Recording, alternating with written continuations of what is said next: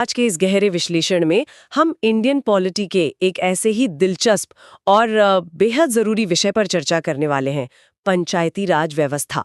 और जो लोग पॉलिटी को गहराई से समझना चाहते हैं या कॉम्पिटिटिव एग्जाम्स की तैयारी कर रहे हैं, उनके लिए आज की ये चर्चा एक काफी ऊर्जावान सफर होने वाली है। बिल्कुल। हमारा मुख्य उद्देश्य इस पूरे विषय को 10 सबसे जरूरी और चुने हुए बहुविकल्पीय सवालों यानी MCQs के जरिए कवर करना है। ये अप्रोच काफी असरदार रहेगी। हाँ, और फॉर्मेट काफी ब्रिस्क होगा। मैं एक क्विज मास्टर की तरह सवाल और उसके 4 ऑप्शंस बिल्कुल साफ तरीके से पढ़ूंगी, और उसके तुरंत बाद यहाँ बैठे हमारे विशेषज्ञ सीधे उसका सही जवाब देंगे। राइट, और मैं एक छोटी 1 या 2 लाइन की सटीक एक्सप्लेनेशन दूंगा ताकि उस सवाल के पीछे का पूरा लॉजिक समझ आ जाए। परफेक्ट। बिना किसी भटकाव के पूरा फोकस इन्हीं 10 सवालों पर होगा। तो चलिए पूरी ऊर्जा के साथ शुरू करते हैं। Let's do it. लेकिन देखो, पंचायती राज को समझने से पहले एक एनालॉजी सेट करते हैं। मान लीजिए पंचायती राज एक 3 मंजिला इमारत है। अच्छी एनालॉजी है ना? जिसका ग्राउंड फ्लोर है ग्राम, जहां आम जनता सीधे जुड़ी है। फर्स्ट फ्लोर है ब्लॉक या समिति, जो कई गांवों को जोड़ती है। और सेकंड फ्लोर है जिला, जहां पूरे जिले की योजना बनती है। सही बात है। तो इसी 3 मंजिला इमारत की शुरुआत पर आधारित है हमारा पहला सवाल। ध्यान से सुनिएगा। हाँ, बताइए। भारत में त्रिस्तरीय यानी 3 टियर पंचायती राज व्यवस्था की सिफारिश सबसे पहले किस समिति ने की थी? Option A Ashok Mehta committee, option B Balwant Rai Mehta committee, option C LM Singhvi committee, या option D GVK Rao committee. सही जवाब है option B Balwant Rai Mehta committee. और इसकी एक्सप्लेनेशन ये है कि साल 1957 में इस समिति ने स्थानीय शासन के लिए ग्राम, ब्लॉक और जिला स्तर पर एक त्रिस्तरीय पंचायत बनाने का सुझाव दिया था। ओह, मतलब 1957 में ही? बिल्कुल। यहाँ ध्यान देने वाली बात यह है कि अक्सर लोग अशोक मेहता और बलवंत राय मेहता में कंफ्यूज हो जाते हैं। हाँ, मैंने भी नोटिस किया है ये। पर बलवंत राय मेहता कमेटी ने ही इस 3 मंजिला इमारत का ब्लूप्रिंट सबसे पहले सामने रखा था। लेकिन सिर्फ कमेटी ने तो सुझाव दिया ना? क्या उसके तुरंत बाद ये पूरे देश में फैल गया था? नहीं, ऐसा बिल्कुल नहीं हुआ। वही मैं सोच रही थी। तो आइए इस कड़ी को आगे बढ़ाते हैं और देखते हैं कि ये जमीन पर सबसे पहले कहाँ उतरा। अगला सवाल इस प्रकार है। हाँ, भारत में सबसे पहले पंचायती राज सिस्टम किस राज्य में लागू किया गया था? Option A Madhya Pradesh, option B Andhra Pradesh, option C Gujarat, या ऑप्शन डी राजस्थान। इसका सही विकल्प है डी, राजस्थान। सटीक जानकारी यह है कि 2 अक्टूबर 1959 को राजस्थान के नागौर जिले में तत्कालीन प्रधानमंत्री पंडित जवाहरलाल नेहरू ने इस व्यवस्था का उद्घाटन किया था। 2 अक्टूबर यानी महात्मा गांधी जी की जयंती। एग्जैक्टली। गांधी जी हमेशा ग्राम स्वराज की विकल्पना करते थे। तो इसी प्रतीकात्मक दिन को चुनकर राजस्थान के नागौर से इसकी शुरुआत की गई। लेकिन यहाँ एक बहुत बड़ा गैप है जिस पर चर्चा करनी जरूरी है। कैसा गैप? उद्घाटन तो 1959 में हो गया, पर इस व्यवस्था के पास कोई संवैधानिक ताकत नहीं थी ना उस वक्त। हाँ, ये एक बहुत वैलिड पॉइंट है। एक लंबा वक्त निकल गया इसको एक ठोस कानूनी आकार मिलने में। राइट, और वहीं से निकल कर आता है हमारा अगला महत्वपूर्ण सवाल। सुनते हैं। पंचायती राज को संवैधानिक दर्जा यानी कॉन्स्टिट्यूशनल स्टेटस किस संविधान संशोधन के तहत दिया गया? Option A 72nd amendment, option B 73rd amendment, option C 74th amendment, या ऑप्शन डी 75th अमेंडमेंट। यहाँ करेक्ट आंसर है ऑप्शन बी 73rd अमेंडमेंट। और एक्सप्लेनेशन यह है कि 1992 के 73rd संविधान संशोधन के द्वारा ही पंचायती राज संस्थाओं को पूरी तरह से संवैधानिक मान्यता और सुरक्षा मिली थी। वेट, 1992? इस तथ्य पर थोड़ा रुकना बनता है। 1957 में जिस 3 मंजिला इमारत का नक्शा बना, उसको आखिरकार 1992 में जाकर ऑफिशियल लीगल रजिस्ट्रेशन मिला। हाँ, करीब 35 साल का लंबा सफर। ऐसा क्यों हुआ?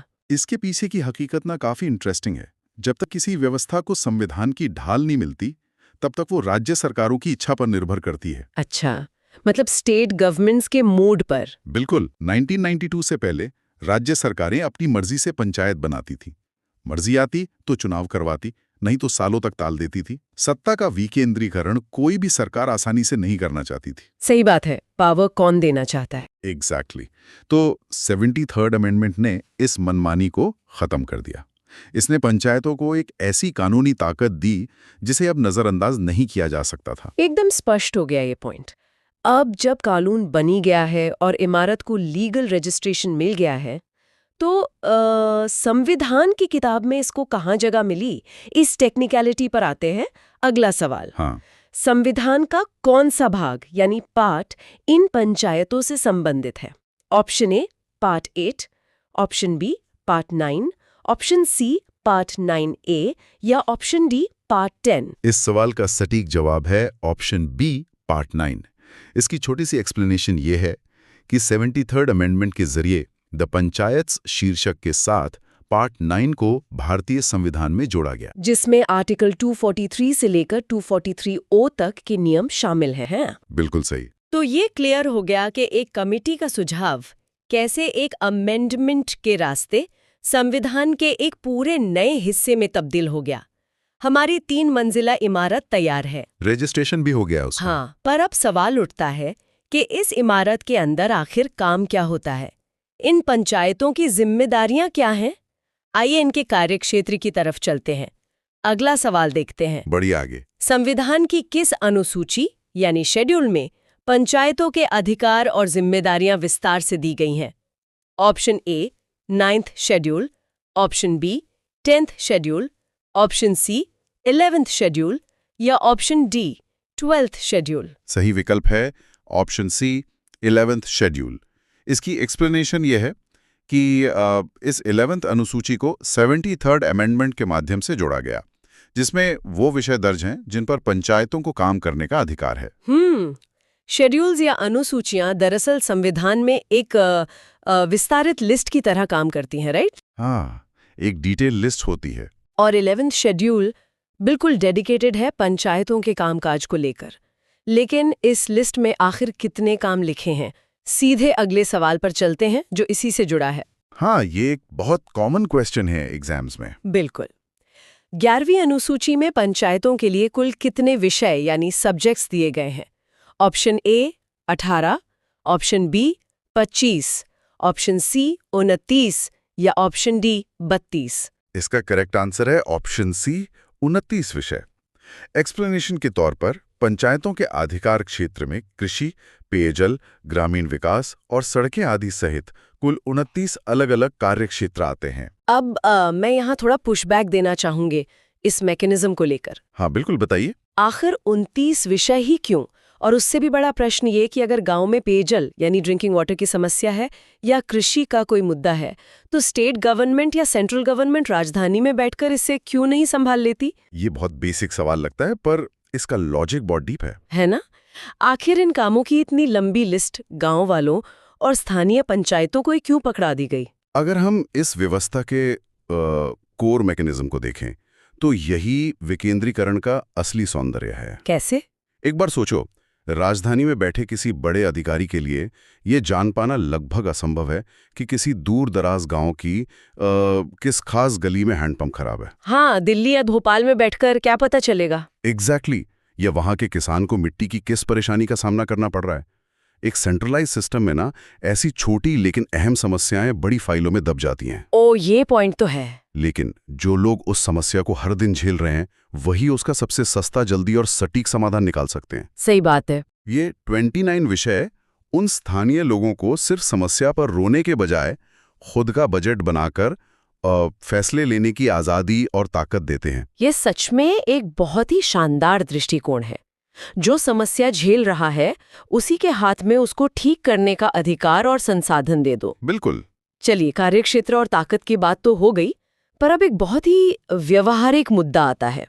इन 29 विषयों पर फैसला लेने वाले इन नेताओं को चुनेगा कौन? राइट। और उससे भी बड़ा सवाल, चुनाव में खड़ा कौन हो सकता है? अब हम अपनी चर्चा को चुनाव प्रक्रिया और प्रतिनिधित्व की तरफ मोड़ते हैं। अगला सवाल ध्यान से सुनिएगा। हाँ। पंचायत चुनाव लड़ने के लिए एक उम्मीदवार की न्यूनतम आयु यानी मिनिमम एज कितनी होनी चाहिए?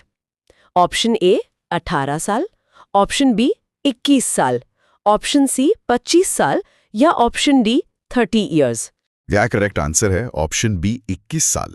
और इसकी एक्सप्लेनेशन ये है कि संविधान के अनुसार चाहे वो ग्राम पंचायत हो, पंचायत समिति हो या जिला परिषद हो, तीनों लेवल पर। हाँ, इनका सदस्य बनने के लिए उम्मीदवार की आयु कम से कम 21 वर्ष होनी अनिवार्य है। अच्छा, इसे याद रखने के लिए और इसके पीछे की साइकोलॉजी समझने के लिए एक तुलना करते हैं ना। हाँ, कीजिए। अपने देश में वोट डालने के लिए 18 साल का होना काफी है, यानी किसी नागरिक को सरकार चुनने का अधिकार तो 18 की उम्र में मिल जाता है। हाँ, वोटिंग एज 18 है। लेकिन खुद सरकार का हिस्सा बनने के लिए 21 साल क्यों? मेरा मानना है ऐसा इसलिए क्योंकि सिर्फ रिप्रेजेंटेटिव चुनना एक चीज है, पर खुद एक पंचायत चलाना, गांव के विवादों को सुलझाना और फंड्स का सही इस्तेमाल करना, जिम्मेदारी बहुत बड़ी है। वही ना। इन सब जिम्मेदारियों को उठाने के लिए शायद थोड़ी और व्यावहारिक मैच्योरिटी की जरूरत होती है। इसीलिए चुनाव लड़ने की उम्र 21 साल रखी गई है। एक अच्छा बैलेंस बनाया गया है। बिल्कुल, और विधानसभा के लिए तो ये 25 साल होती है, तो एक क्लियर डिस्टिंक्शन है वहाँ। राइट। लेकिन जब चुनाव की बात हो ही रही है तो एक बहुत ही क्रांतिकारी संवैधानिक कदम की चर्चा किए बिना ये सफर अधूरा रहेगा। हाँ, प्रतिनिधित्व कैसा होना चाहिए, है ना? एग्जैक्टली। इसी पर आधारित है हमारा अगला सवाल। पंचायती राज संस्थाओं में महिलाओं के लिए कम से कम कितना आरक्षण यानी रिजर्वेशन संविधान द्वारा सुनिश्चित किया गया है? Option A 50%, option B 33%, option C 25% या ऑप्शन डी कोई रिजर्वेशन नहीं है। सही जवाब है ऑप्शन बी 33%, यानी 1/3। और इसकी टेक्निकल एक्सप्लेनेशन ये है कि संविधान के आर्टिकल 243D के तहत सभी पंचायतों में महिलाओं के लिए कम से कम 1/3 सीटें आरक्षित होनी चाहिए। जो एक बदलाव की बुनियाद है ना? इस एक आरक्षण ने गांव के स्तर पर लीडरशिप का चेहरा ही बदल कर रख दिया। बिल्कुल सही पकड़ा आपने। अगर हम इस पॉइंट को भारत के सामाजिक विकास की बड़ी तस्वीर के साथ जोड़े ना, तो आर्टिकल 243D ने जमीनी स्तर पर जेंडर इक्वालिटी में एक ऐसी क्रांति ला दी है जिसका असर सीधे गांव की सोच पर पड़ता है। सही बात है। सदियों से जिन महिलाओं को आंगन से बाहर आकर राजनीति या फैसले लेने वाली जगहों पर हिस्सा लेने का मौका नहीं मिलता था, इस नियम ने उन्हें सीधे गांव के विकास की कमान सौंप दी। वही तो, एक महिला का सरपंच बनना सिर्फ एक पद नहीं होता, वो उस गांव की हर छोटी बच्ची के लिए एक प्रेरणा बन जाता है। एग्जैक्टली। ये प्रतिनिधित्व सिखाता है कि असली लोकतंत्र तभी सफल है जब आधी आबादी की आवाज उसके फैसलों में गूंजती हो। ये वाकई में भारतीय राजनीति का एक टर्निंग पॉइंट था। लेकिन अब एक टेक्निकल उलझन सामने आती है यहाँ पर। कैसी उलझन? ये पूरा सिस्टम, ये आरक्षण, ये चुनाव, आखिर इन्हें लगातार आयोजित कौन करेगा? क्योंकि भारत में जब भी चुनाव शब्द दिमाग में आता है तो सीधे इलेक्शन कमीशन ऑफ इंडिया की तस्वीर उभरती है। हाँ, लोग वही सोचते हैं। पर क्या पंचायतों में भी वही आते हैं चुनाव करवाने? आइए इस कंफ्यूजन को बिल्कुल क्लियर करते हैं अगले सवाल से। पूछिए। राज्य में पंचायती चुनाव किसके द्वारा आयोजित और निर्देशित किए जाते हैं? Option A election commission of India, option B state government, option C state election commission या ऑप्शन डी डिस्ट्रिक्ट मैजिस्ट्रेट। इस सवाल का करेक्ट आंसर है option C, state election commission. Explanation के तौर पर आर्टिकल 243K के तहत राज्य निर्वाचन आयोग का गठन किया जाता है, जो पूरी तरह से पंचायतों और नगरपालिकाओं के चुनाव की जिम्मेदारी संभालता है। ओह, यानी केंद्र के चुनाव और राज्य के चुनाव जैसे लोकसभा और विधानसभा वो इलेक्शन कमीशन ऑफ इंडिया करवाता है। बिल्कुल। लेकिन पंचायत के लिए एक अलग सेना तैयार की गई है स्टेट इलेक्शन कमीशन के रूप में। सही कहा। और इसके पीछे का ना कारण लॉजिस्टिक्स है, बेसिकली। लॉजिस्टिक्स कैसे? देखो, भारत में लगभग 6 लाख गांव हैं। इतने विशाल पैमाने पर हर गांव में, हर वार्ड में वार्ड मेंबर और सरपंच का चुनाव करवाना, ये अपने आप में एक भारी भरकम प्रशासनिक काम है। हाँ, ये तो है। ईसीआई तो ओवरबर्डन हो जाएगा। एग्जैक्टली। अगर इलेक्शन कमीशन ऑफ इंडिया को ही ये काम दे दिया जाता तो पूरा सिस्टम बैठ जाता। इसलिए एक डेडिकेटेड स्टेट इलेक्शन कमीशन बनाया गया, जो राज्य सरकारों की दखलंदाजी के बिना निष्पक्ष रूप से ये चुनाव करवा सके। ये ध्यान में रखने वाली बेहद महत्वपूर्ण बात है एग्जाम के पॉइंट ऑफ व्यू से।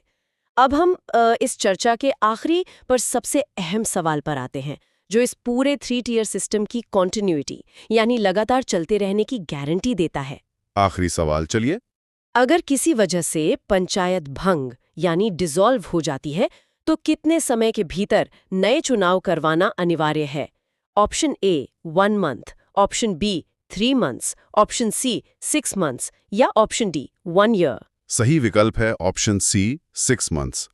इसकी सटीक एक्सप्लेनेशन ये है कि संविधान के आर्टिकल 243E के अनुसार किसी भी स्थिति में पंचायत भंग होने के ठीक 6 महीने के अंदर नए चुनाव आयोजित हो जाने चाहिए। वाओ, इस 6 महीने के रूल ने तो दरअसल उस पुरानी समस्या को जड़ से उखाड़ दिया, जिसका जिक्र हमने थोड़ी देर पहले किया था। वो राज्य सरकारों वाली बात। हाँ, कि राज्य सरकारें पहले अपने मन मुताबिक पंचायतों को रोक देती थीं। बिल्कुल, और यही इस पूरे सिस्टम का मास्टर स्ट्रोक है। कैसे? देखो, आर्टिकल 243K के तहत एक निष्पक्ष आयोग बनाना और आर्टिकल 243E के तहत ये कड़ी शर्त रखना कि 6 महीने से ज्यादा आप बिना चुनी हुई पंचायत के नहीं रह सकते।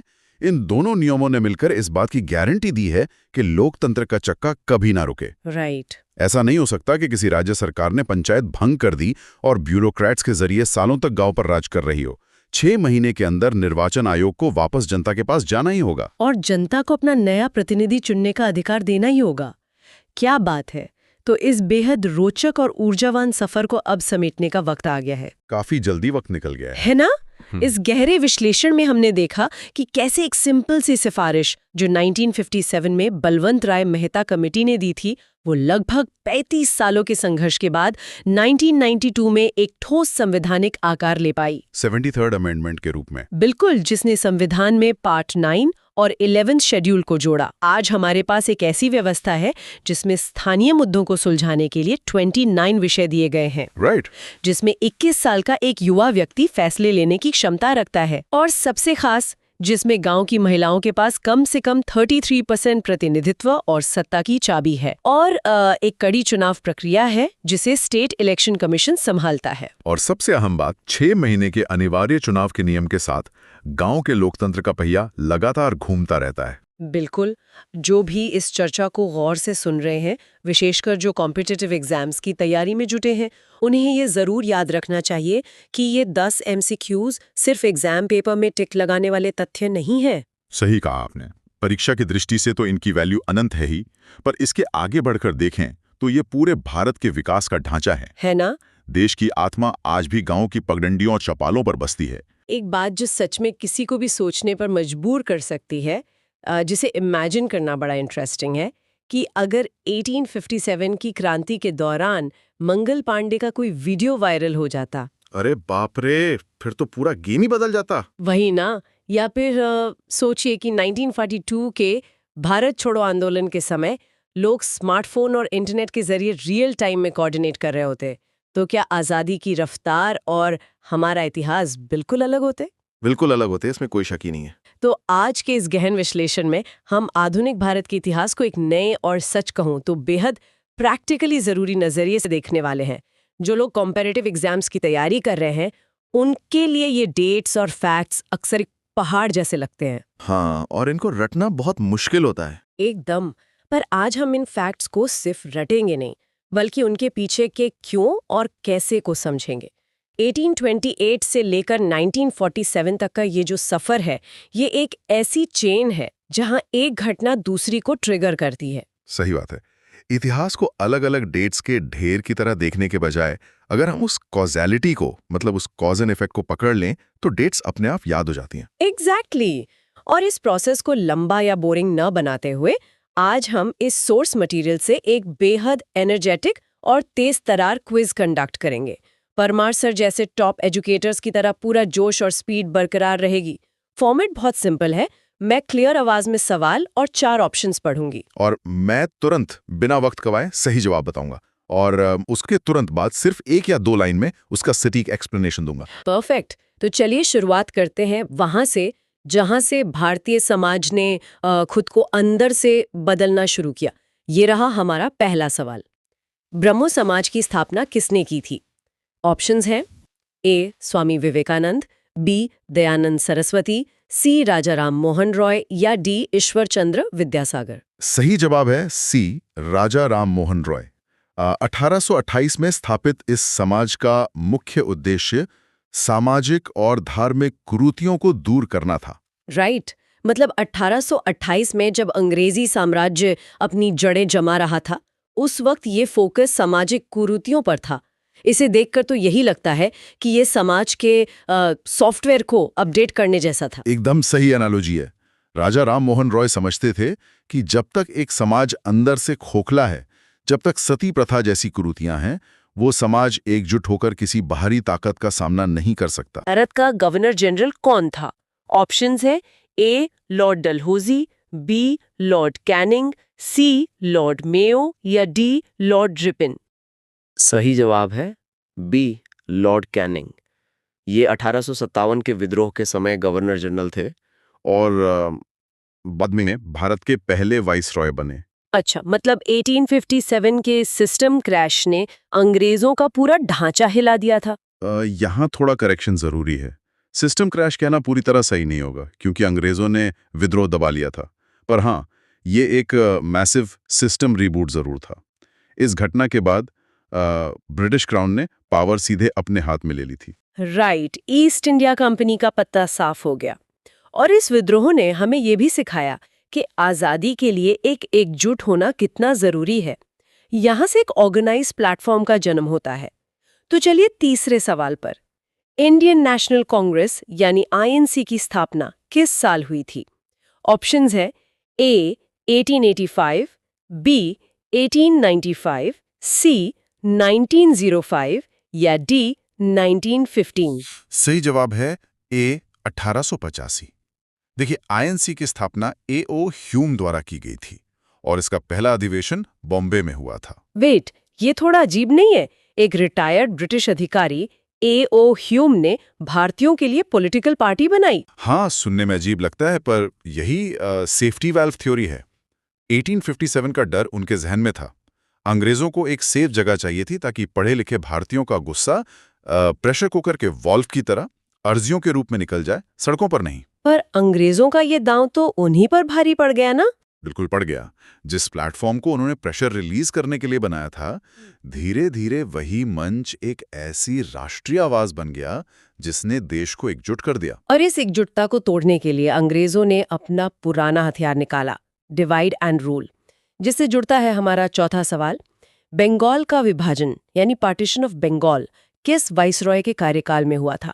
ऑप्शंस है A Lord Curzon, B Lord Minto, C Lord Hardinge या डी लॉर्ड चेम्सफोर्ड। सही जवाब है ए लॉर्ड कर्जन। 1905 में लॉर्ड कर्जन ने प्रशासनिक सुविधा का हवाला देते हुए बंगाल का विभाजन किया, जिसका भारी विरोध हुआ। प्रशासनिक सुविधा मतलब ये तो बिल्कुल वैसा ही बहाना हुआ जैसे एक घर में दो भाइयों के बीच एक दीवार खड़ी कर देना, ये कहकर कि सफाई करने में आसानी होगी। दीवार वाली बात एकदम ठीक बैठती है यहाँ। असली मकसद तो उनके बीच का कनेक्शन तोड़ना था। बंगाल उस वक्त नेशनलिज्म का सबसे बड़ा सेंटर था। कर्जन का इरादा हिंदू और मुस्लिम आबादी को बांटना था। पर इस दीवार ने लोगों के अंदर गुस्से को और भड़का दिया। प्रोटेस्ट क्रांतिकारी होने लगे और इसी तब्दीली के साथ आते हैं नए नारे। तो ये रहा हमारा पांचवां सवाल।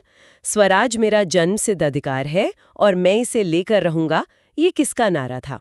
Options A Bhagat Singh, B Subhash Chandra Bose, C Bal Gangadhar तिलक या डी लाला लाजपत राय। सही जवाब है सी बाल गंगाधर तिलक। लोकमान्य तिलक ने भारतीय स्वतंत्रता संग्राम में लोगों को प्रेरित करने के लिए यह प्रसिद्ध नारा दिया था, जन्मसिद्ध अधिकार। मतलब शब्द देखिए, ये अपने आप में एक बहुत बड़ा मेंटल शिफ्ट दर्शाता है। अब आज़ादी सरकार से मांगने की चीज नहीं रही थी। सही कहा आपने। ये एक्सट्रीमिस्ट यानी गरम दल के उदय का प्रतीक था। उन्होंने जनता को समझाया कि आज़ादी मांगने की नहीं, छीनने की चीज है। और जब आम आदमी जोर से खड़ा होता है तो उपनिवेशवादी सरकार घबरा जाती है। और जब सरकार घबराती है तो वो बहुत क्रूर तरीके अपनाती है। इसीलिए हमारे सफर का छठा सवाल एक बेहद काले पन्ने से आता है। जलियांवाला बाग हत्याकांड किस तारीख को हुआ था? ऑप्शंस ए 13 अप्रैल 1919, बी 15 अगस्त 1919, सी 23 मार्च 1931 या डी 26 जनवरी 1930। इसका सही जवाब है ए 13 अप्रैल 1919। बैसाखी के दिन अमृतसर के जालियनवाला बाग में शांतिपूर्ण सभा कर रहे लोगों पर जनरल डायर ने गोली चलवा दी थी। एक शांतिपूर्ण भीड़ पर गोली चलाना, ये दिखाता है कि तिलक के नारों ने आम जनता पर कितना गहरा असर किया था। हाँ, और सरकार दर का एक मॉरल इफेक्ट बनाना चाहती थी। पर इस एक घटना ने पूरे देश का फ्यूल ही हमेशा के लिए बदल दिया। अब बात बेहतर कानून की नहीं, इस दरिंदे सिस्टम को उखाड़ फेंकने की हो गई थी। और जलियांवाला बाग के इस गहरे गुस्से ने बड़े मैस मूवमेंट्स को जन्म दिया, लेकिन इन आंदोलनों की दिशा गांधी जी ने तय की, जिससे निकलता है हमारा 7वां सवाल। गांधी जी ने असहयोग आंदोलन यानी नॉन कोऑपरेशन मूवमेंट किस घटना के बाद वापस ले लिया था? ऑप्शंस ए काकोरी कांड, बी चौरी चौरा कांड, सी जलियांवाला बाग कांड या डी दांडी मार्च। सही जवाब है बी चौरी चौरा कांड। 1922 में गोरखपुर के पास भीड़ द्वारा एक पुलिस स्टेशन में आग लगाने की हिंसक घटना के बाद गांधी जी ने आंदोलन स्थगित कर दिया था। सही में, जब लोग इस बारे में पढ़ते हैं तो लगता है इतना बड़ा आंदोलन जो चरम पर था, अचानक एक गांव की घटना के लिए क्यों रोक दिया गया? देखिए, अगर इसे मास साइकोलॉजी के नजरिए से देखें तो गांधी जी का फैसला काफी टैक्टिकल था। वो जानते थे कि अगर भारतीयों ने हिंसा की तो ब्रिटिश सरकार को मिलिट्री यूज करने का सॉलिड बहाना मिल जाएगा, और जनता अभी मास मूवमेंट और अहिंसा के डिसिप्लिन के लिए पूरी तरह तैयार नहीं थी। राइट, मतलब अहिंसा सिर्फ एक मॉरल चॉइस नहीं थी, ये एक बेहद जरूरी टैक्टिकल नेसेसिटी भी थी। और इस डिसिप्लिन की ट्रेनिंग का सबसे शानदार नतीजा हमें अगले डेकेड में दिखा। तो चलिए 8वें सवाल की तरफ। दांडी मार्च की शुरुआत महात्मा गांधी ने किस उद्देश्य से की थी? ऑप्शंस ए नमक कानून तोड़ने के लिए, बी विदेशी कपड़ों के बहिष्कार के लिए, सी किसान आंदोलन के समर्थन में, या डी दलितों के अधिकार के लिए। सही जवाब है ए नमक कानून तोड़ने के लिए। 1930 में गांधी जी ने साबरमती से दांडी पैदल यात्रा की और सिविल अवज्ञा आंदोलन यानी सिविल डिसोबीडियंस शुरू किया। मुझे दांडी मार्च एक तरह का ओपन सोर्स मूवमेंट लगता है। मतलब नमक जैसी बेसिक चीज, नमक पर टैक्स लगाना तो सीधा सांस लेने पर टैक्स लगाने जैसा है। बिल्कुल सही। उस वक्त लैंड रेवेन्यू जैसे बड़े मुद्दे थे, पर नमक देश के सबसे गरीब इंसान की थाली का हिस्सा था। इस छोटी सी चीज ने हर भारतीय को सीधे तौर पर आंदोलन से डीपली कनेक्ट कर दिया। इसने ब्रिटिश एडमिनिस्ट्रेशन को कंप्लीटली पैरालाइज कर दिया था।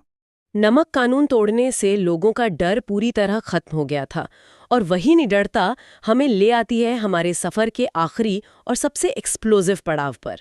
तो हमारा 9वां सवाल है, भारत छोड़ो आंदोलन यानी क्विट इंडिया मूवमेंट किस साल शुरू किया गया था? ऑप्शंस है ए 1940, बी 1942, सी 1945 या डी 1947। सही जवाब है बी 1942। देखिए, 8 अगस्त 1942 को मुंबई के ग्वालियर टैंक मैदान से गांधी जी ने करो या मरो के नारे के साथ इसकी शुरुआत की थी। 1920 में शांति से असहयोग, 1930 में अहिंसक रूप से कानून तोड़ना, और अब सीधा करो या मरो। ये शिफ्ट देखिए, पेशेंस अब बिल्कुल खत्म हो चुका था।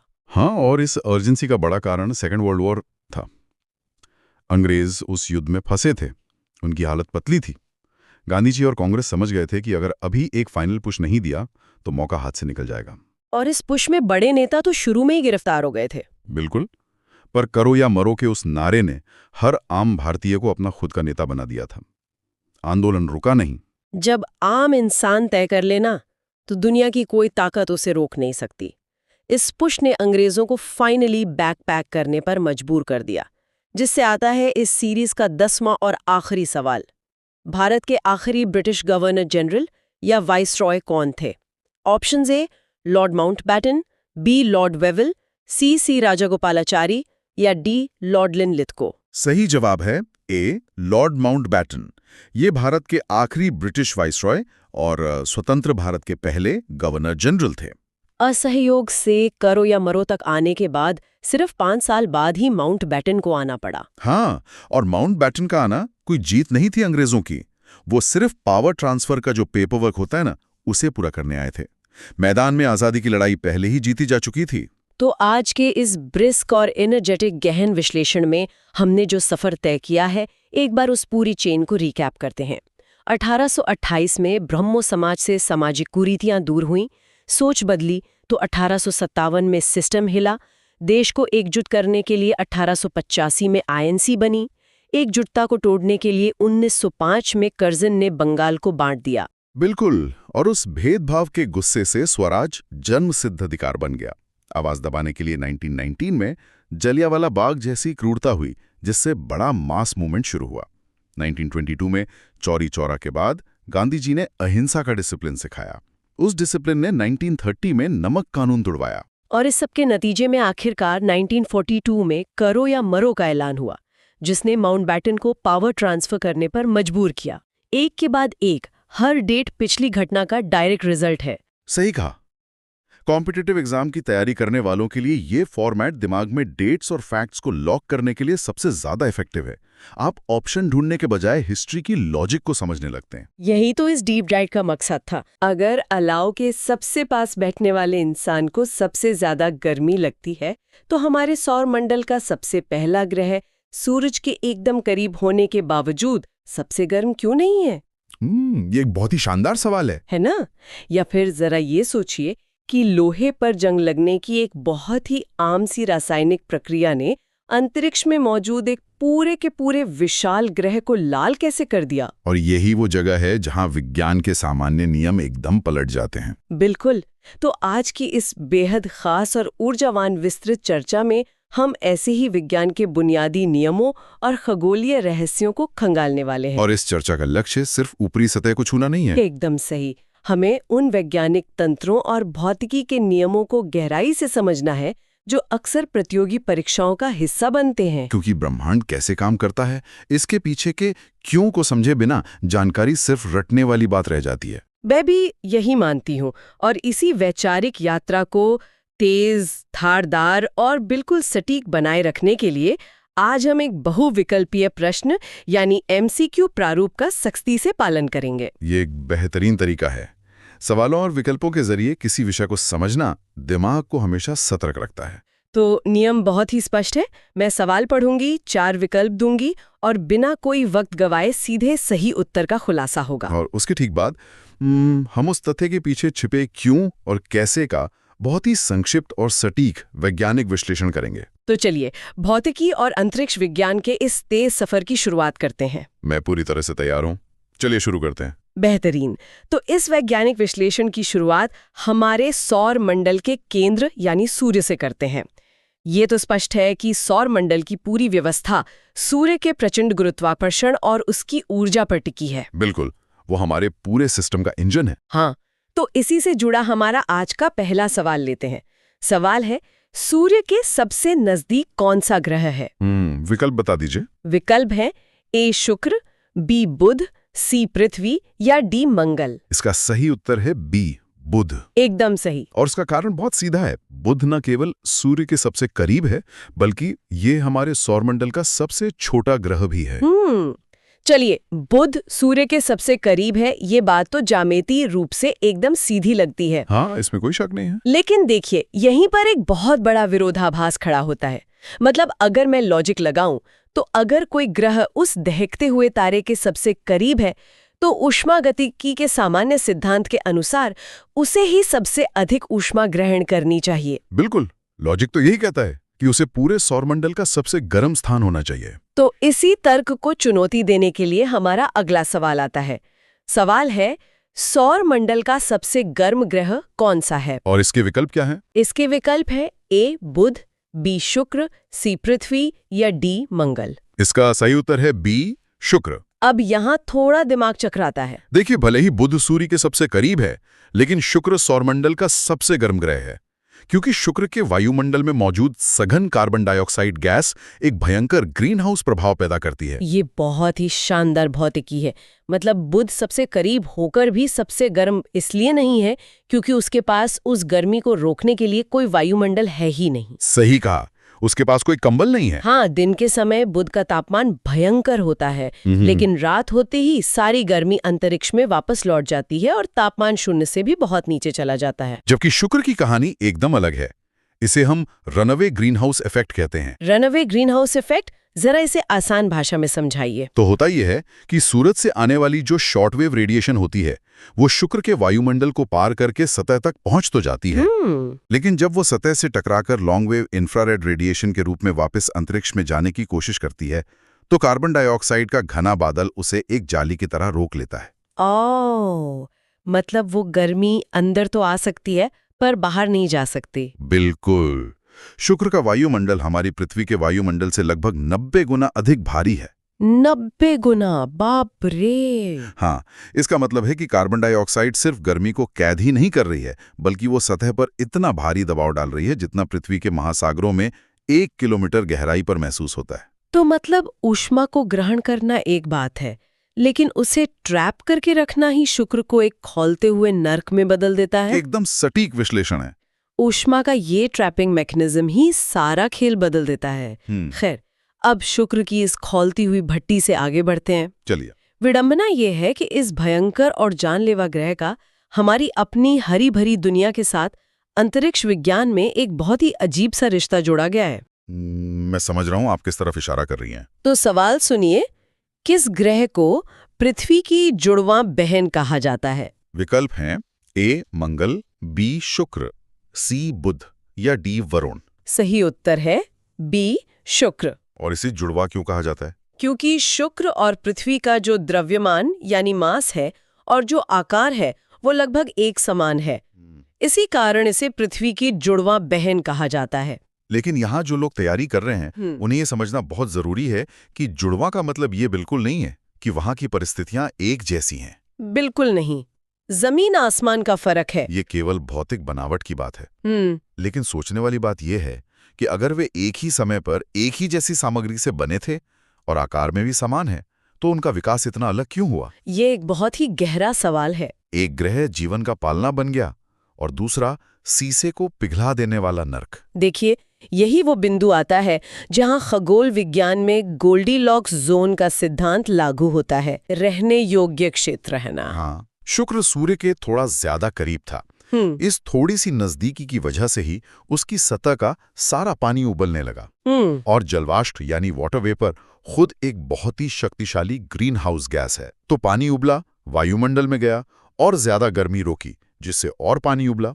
ये एक दुष्चक्र बन गया। जबकि हमारी पृथ्वी सूर्य से एकदम सटीक दूरी पर थी। बिल्कुल, जहां पानी तरल अवस्था में रह सका और उसने कार्बन को चट्टानों में सोखने का काम किया, जिससे हमारा वायुमंडल संतुलित रहा। यानी महज ऑर्बिट में थोड़ी सी दूरी ने दोनों ग्रहों के भाग्य का फैसला कर दिया। कमाल है। प्रकृति का संतुलन बहुत नाजुक होता है।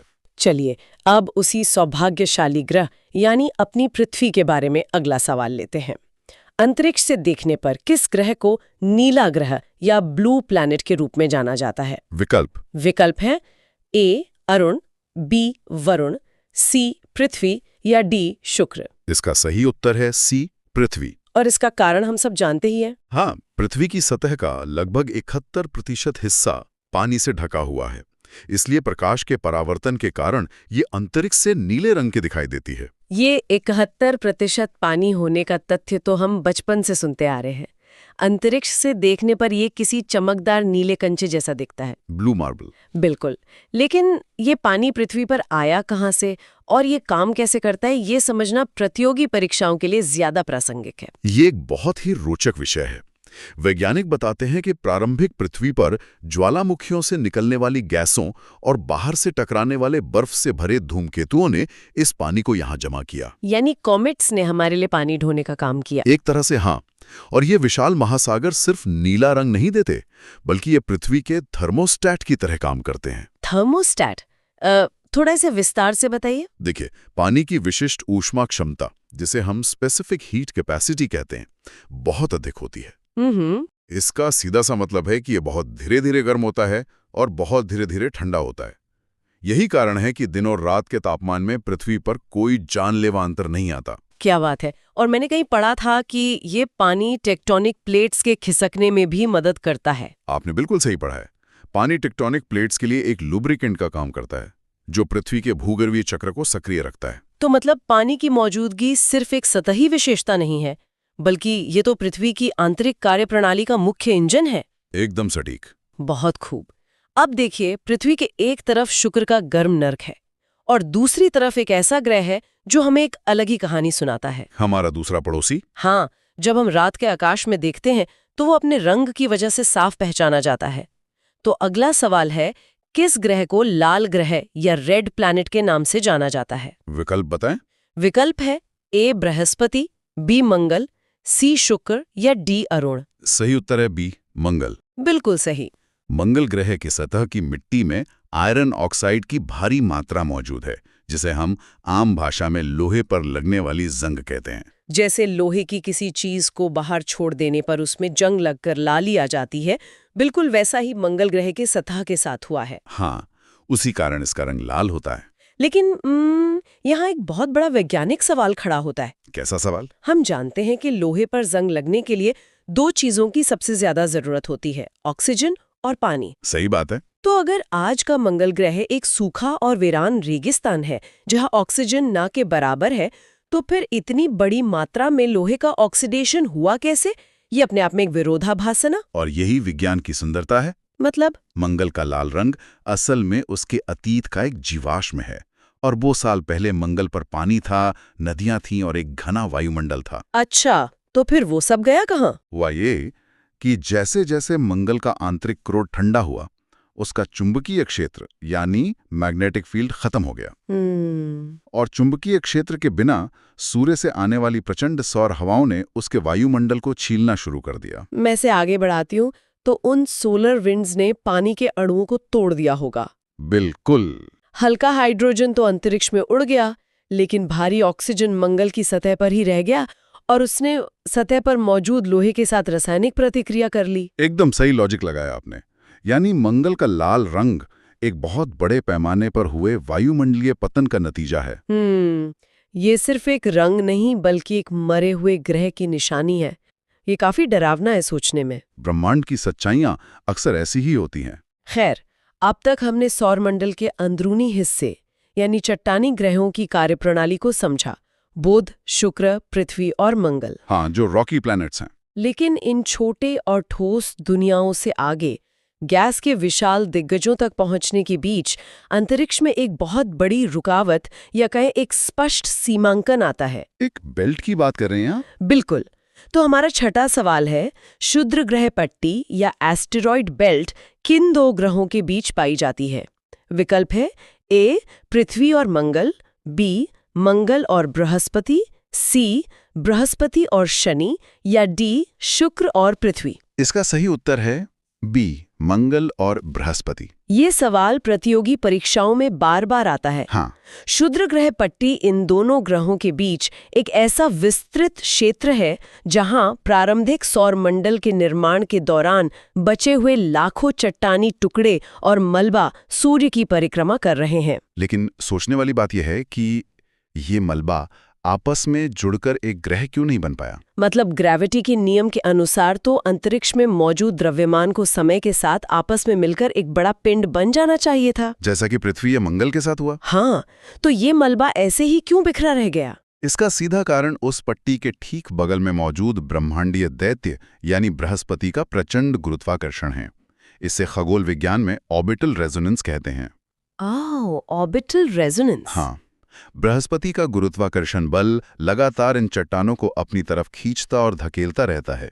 इस खिंचाव की वजह से इन चट्टानों की गतिज ऊर्जा यानी कैनेटिक एनर्जी इतनी ज्यादा बढ़ गई कि जब भी ये चट्टानें आपस में टकराती तो वो शांति से जुड़ने के बजाय तेज झटके से टूटकर बिखर जाती। बिल्कुल, इसे अक्रीशन कहते हैं, जो वहां नहीं हो पाया। यानी बृहस्पति ने उस इलाके में इतना ज्यादा गुरुत्वाकर्षण का शोर मचाकर रखा है कि वहां कोई ग्रह आकार ले ही नहीं सकता। एकदम सही। और ये हमें स्वाभाविक रूप से उसी दैत्य की तरफ ले जाता है। तो हमारा अगला सवाल है, हमारे सौरमंडल का सबसे बड़ा ग्रह कौन सा है? विकल्प है ए पृथ्वी, बी मंगल, सी बृहस्पति या डी शनि। सही उत्तर है सी बृहस्पति। ये तो बहुत आसान था। हाँ, ये सौरमंडल का सबसे बड़ा और विशालकाय ग्रह है। इसका आयतन इतना अधिक है कि इसमें लगभग 1300 पृथ्वियां आसानी से समा सकती हैं। 1300 पृथ्वियां? ये विशालता सच में हैरान करने वाली है। और ये सिर्फ आकार की बात नहीं है, इसके द्रव्यमान का प्रभाव भी समझना जरूरी है।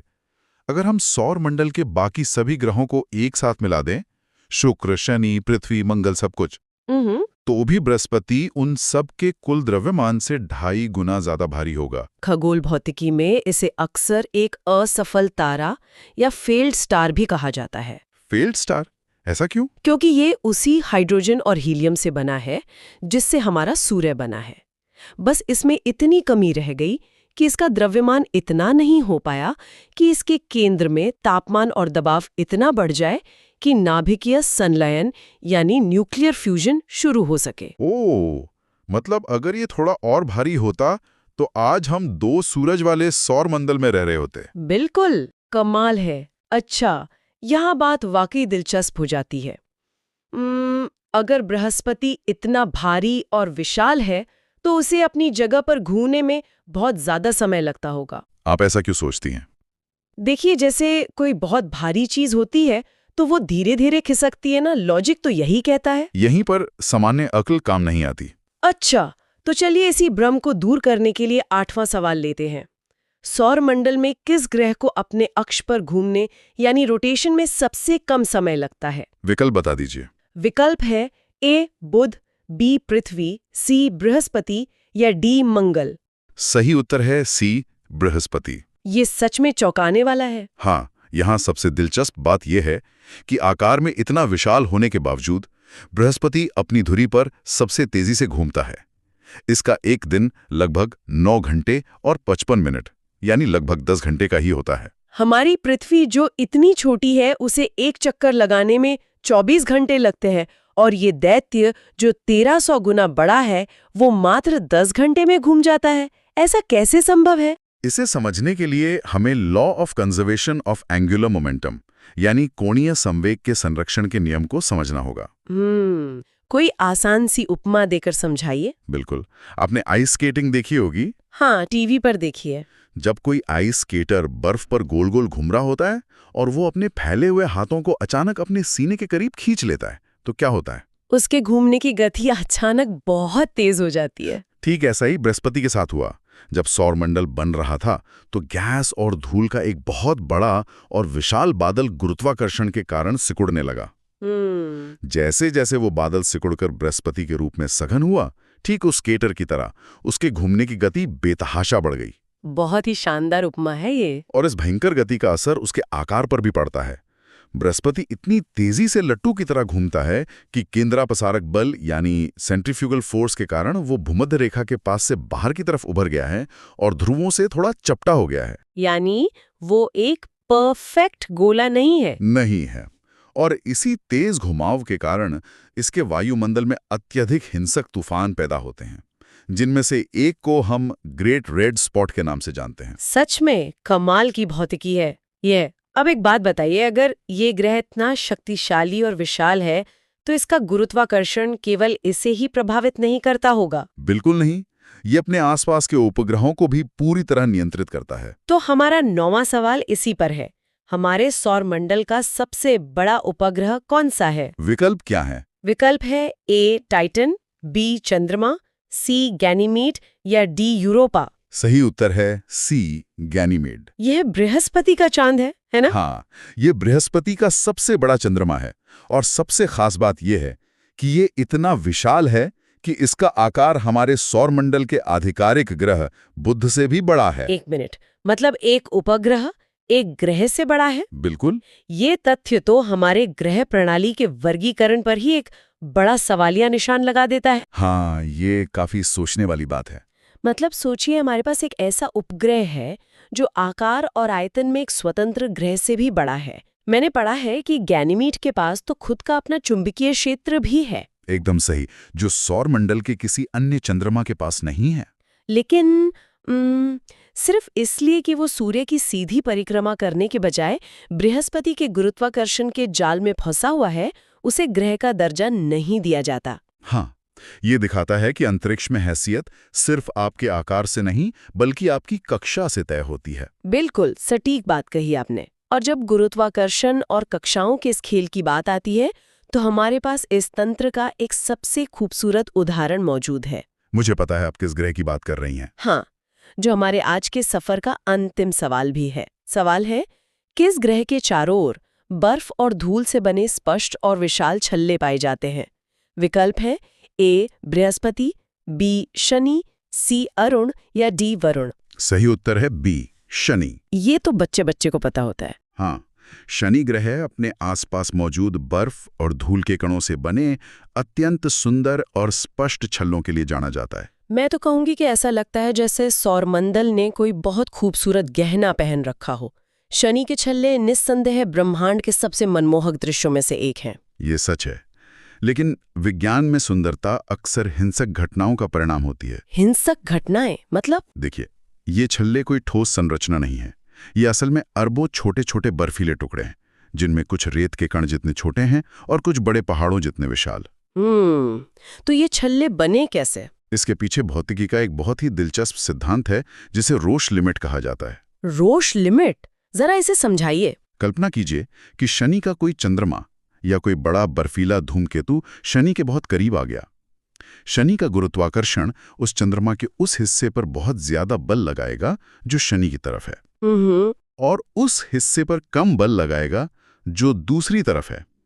इस असमान खिंचाव ने उस चंद्रमा को पूरी तरह से चीर कर रख दिया। बाप रे! हाँ, वो चंद्रमा टूटकर बिखर गया और उसके बर्फीले टुकड़े शनि की कक्षा में हमेशा के लिए एक छल्ले के रूप में फैल गए। जब सूरज की रोशनी इन बर्फीले टुकड़ों पर पड़ती है तो वे लाखों करोड़ों शीशों की तरह चमकने लगते हैं। ये तो विनाश और सृजन का एक बेहतरीन खगोलीय उदाहरण है। मतलब गुरुत्वाकर्षण ने एक पिंड को नष्ट किया और उसी मलबे से एक ऐसी संरचना बना दी जो आज पूरे सौरमंडल की पहचान है। बिल्कुल, प्रकृति का यही तरीका है। बेहतरीन। तो इसी के साथ एमसीक्यू पर आधारित हमारा ये तेज और गहन विश्लेषण यहाँ पूरा होता है। मुझे लगता है ये सत्र उन सभी के लिए बहुत फायदेमंद होगा जो विज्ञान को गहराई से समझना चाहते हैं। एकदम। आज हमने सिर्फ सही उत्तरों पर टिक नहीं लगाया, बल्कि हमने देखा कि शुक्र कैसे ऊष्मा को कैद करता है, पृथ्वी पर पानी की भूमिका क्या है, मंगल ने अपना वायुमंडल कैसे खोया, बृहस्पति किस तरह भौतिकी के नियमों का प्रदर्शन करता है, और शनि के छल्लों के पीछे की गुरुत्वाकर्षण हिंसा क्या है। इन तथ्यों के माध्यम से ब्रह्मांड को समझना ये स्पष्ट करता है कि अंतरिक्ष में कुछ भी जादुई नहीं है। हर चीज एक बहुत ही सख्त वैज्ञानिक और भौतिक तंत्र से बंधी हुई है। और जब हम इन तंत्रों को समझ लेते हैं तो रटने की जरूरत बिल्कुल नहीं पड़ती। बिल्कुल सही। 1867 में जब ना कोई कंप्यूटर था और ना ही कोई एडवांस स्प्रेडशीट थी, तब एक व्यक्ति ने केवल अपने दिमाग और कुछ बुनियादी आंकड़ों के दम पर यह गणना कर ली थी कि भारत का पैसा एक अदृश्य पाइपलाइन के जरिए देश से बाहर कैसे बह रहा है। हाँ, दादा भाई नौरोजी है ना? बिल्कुल। और आज के इस डिजिटल दौर में हम एक अलग तरह की संपत्ति को ट्रैक कर रहे हैं और एक बिल्कुल अलग तरह के लीक पर नजर रखे हुए हैं। लेकिन उस रोमांचक विचार तक पहुंचने से पहले हमें ये जांचना होगा कि जो आर्थिक मशीन हमारी रोजमर्रा की जिंदगी चला रही है, उसे असल में हम कितना समझते हैं। सही कहा। और जो भी लोग इस विस्तृत विश्लेषण को सुन रहे हैं, उन्हें मैं बता दूं कि आज की चर्चा कोई साधारण चर्चा नहीं है। जी हाँ, ये एक high energy rapid fire test है। हमारे पास अर्थशास्त्र और भारतीय अर्थव्यवस्था के 10 ऐसे बुनियादी सवाल हैं जो हर प्रतियोगी परीक्षा की नींव हैं। मतलब ये दुनिया को देखने का नजरिया बदलते हैं। तो आज मैं एक तेज तवार क्विज मास्टर की भूमिका में रहूंगी और हमारा तरीका एकदम सीधा और धारदार होगा। और वो तरीका क्या होगा? मैं हर सवाल स्पष्ट रूप से पढ़ूंगी, 4 विकल्प दूंगी और बिना किसी देरी के सीधे सही जवाब बताऊंगी। उसके बाद 1-2 वाक्यों में उसका सटीक स्पष्टीकरण भी दूंगी। बेहतरीन। लेकिन असली खेल उसके बाद शुरू होगा। हम उस जवाब का उसका थोड़ा ऑपरेशन करेंगे, क्योंकि जब तक ये नहीं पता कि कोई आर्थिक नियम क्यों काम कर रहा है, तब तक तथ्य सिर्फ रटने वाली चीज रह जाते हैं। बिल्कुल, जो परीक्षा के भारी दबाव में अक्सर भूल जाते हैं लोग। तो अपनी एकाग्रता को चरम पर ले आइए, क्योंकि हम अर्थशास्त्र के सबसे गहरे पानी में छलांग लगाने वाले हैं। यही तो इस फॉर्मेट की सबसे अच्छी बात है। जब जानकारी एक चुनौती की तरह सामने आती है तो दिमाग उसे तुरंत पकड़ लेता है। तो चलिए बिना किसी भूमिका के सीधे उस बिंदु से शुरू करते हैं जहां से इस पूरे विषय का जन्म हुआ था। क्विज मास्टर, पहला सवाल आपकी तरफ से। चलिए इतिहास के पन्नों से शुरुआत करते हैं। पहला सवाल, अर्थशास्त्र का जनक यानी फादर ऑफ इकोनॉमिक्स किसे कहा जाता है? विकल्प है A Karl Marx, B Adam Smith, C John Maynard Keynes या डी अमर्त्य सेन। अच्छा। और इसका सही उत्तर है बी एडम स्मिथ। स्पष्टीकरण ये है कि एडम स्मिथ को आधुनिक अर्थशास्त्र का पिता कहा जाता है क्योंकि उनकी प्रसिद्ध पुस्तक द वेल्थ ऑफ नेशंस 1776 में प्रकाशित हुई थी। यहाँ मुझे थोड़ा रुकना है।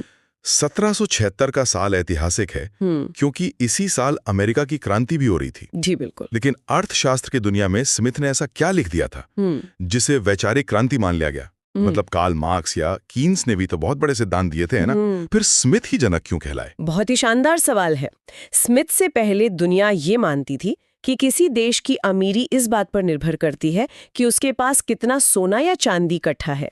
इस सोच को मर्केंटाइलिज्म कहते थे। अच्छा, मतलब तिजोरी में जितना सोना देश उतना अमीर। हाँ, लेकिन एडम स्मिथ ने पहली बार यह साबित किया कि असली संपत्ति सोना नहीं बल्कि उस देश के लोगों का श्रम और उत्पादन है। उन्होंने इनविजिबल हैंड यानी अदृश्य हाथ का सिद्धांत दिया। इनविजिबल हैंड मतलब बाजार खुद सब संभाल लेगा। एकदम सही।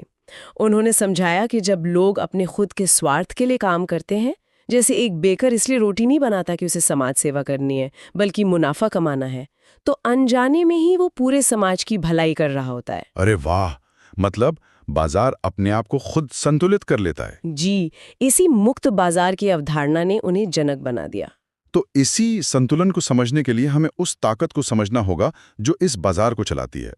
मुझे लगता है हमारा अगला सवाल उसी बुनियादी ताकत के बारे में है। बिल्कुल सही दिशा में जा रहे हैं, और वो ताकत है मांग। तो ये रहा हमारा 10वां सवाल जिसे हम अभी दूसरे नंबर पे ले रहे हैं। ठीक है, बताइए। मांग का नियम यानी लॉ ऑफ डिमांड क्या बताता है? विकल्प सुनिए। ए, कीमत बढ़ने पर मांग बढ़ती है। बी, कीमत घटने पर मांग बढ़ती है। सी, कीमत और मांग में कोई संबंध नहीं है। या डी, आय बढ़ने पर मांग घटती है।